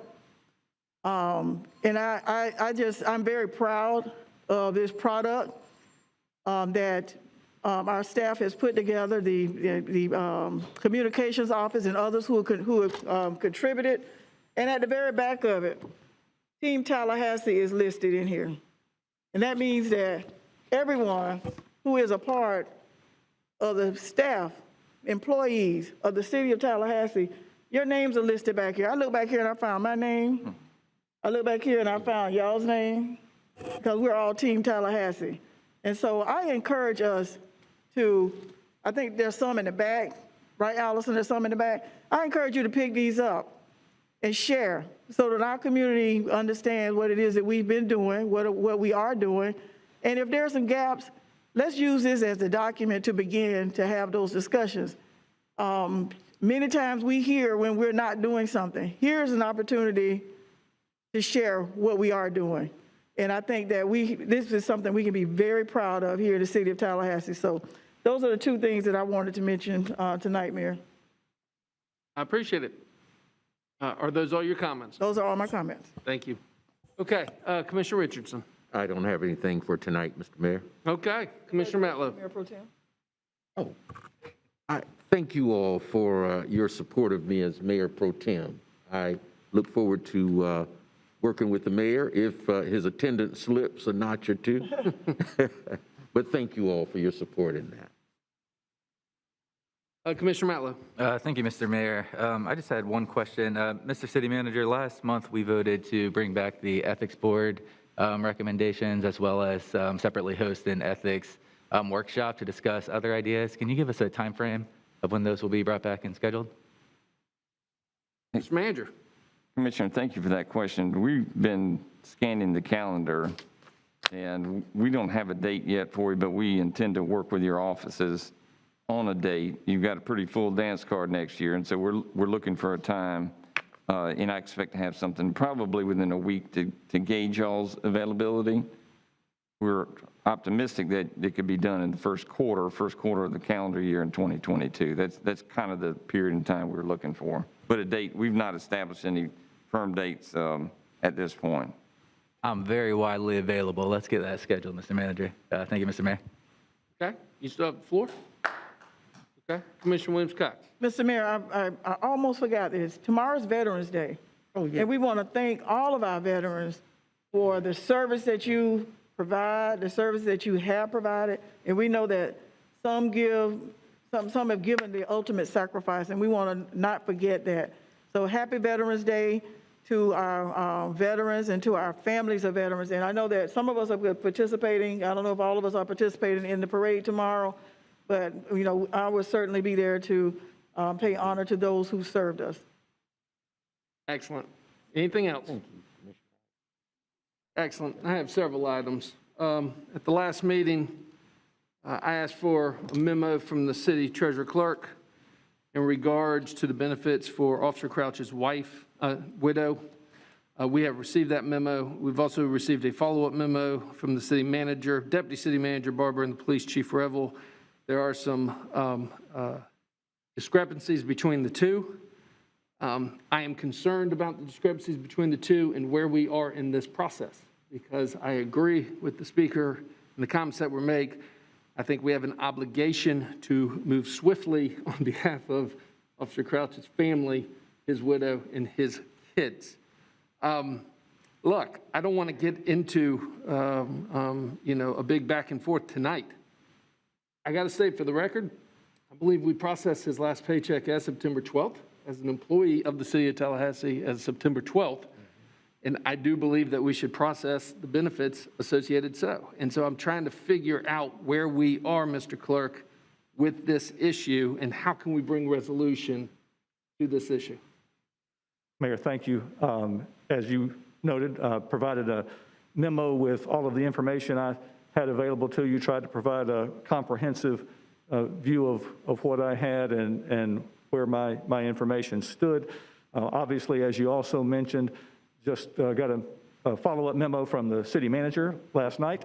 Have taken a look at that, but need to work through that and make sure we understand the details. As you said, there are a couple of things that were brought up that are different. Certainly need to accomplish those. We did hear from someone from PBA this evening. Yesterday, I also had a conversation with Richard Murphy, PBA representative, and we had a good conversation. We had hoped to follow up today. He was out of town, so we weren't able to do that. So working as quickly as we can to address your questions. Excellent. In all fairness, I do know that you got the memo last night, so that's additional information for review. Okay, please keep us posted. I think you know where my position is on this item. Yes, sir.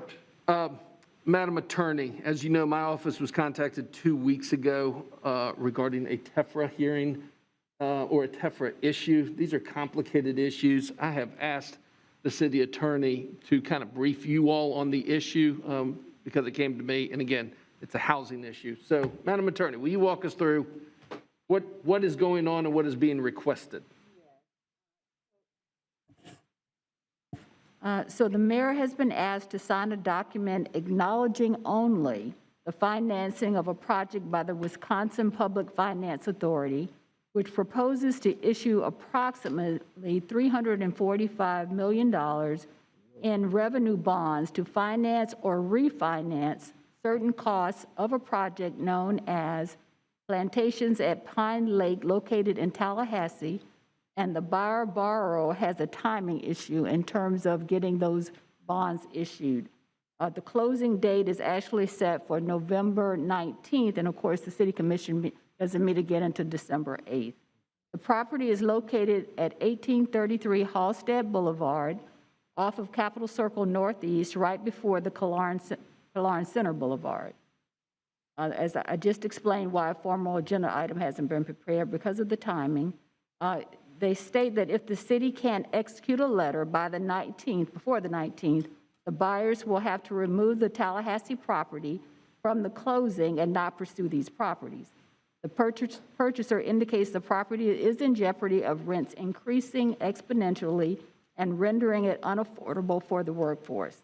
The city will have no monetary liability on the bonds, and the financing will not change the taxable status of the project on the city's tax rolls. However, the Wisconsin statutes require that the authority receive something from the jurisdiction in which the property is located, indicating that they are aware of the financing by the Wisconsin Public Finance Authority. So hence the request for the letter. This acknowledgement does not constitute an endorsement of the project. However, the letter does constitute acknowledgement by the city of the financing of the project by the Wisconsin Authority under the Wisconsin statutes.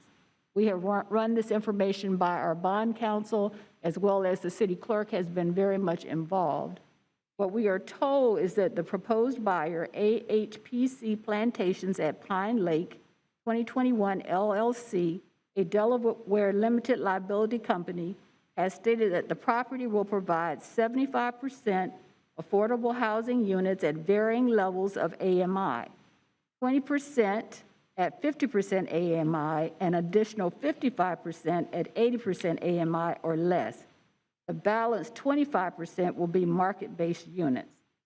With this information, I'm requesting, if the mayor is amenable, to seek a motion so that we can acknowledge the financing by the Wisconsin Public Finance Authority, and he would sign that documentation.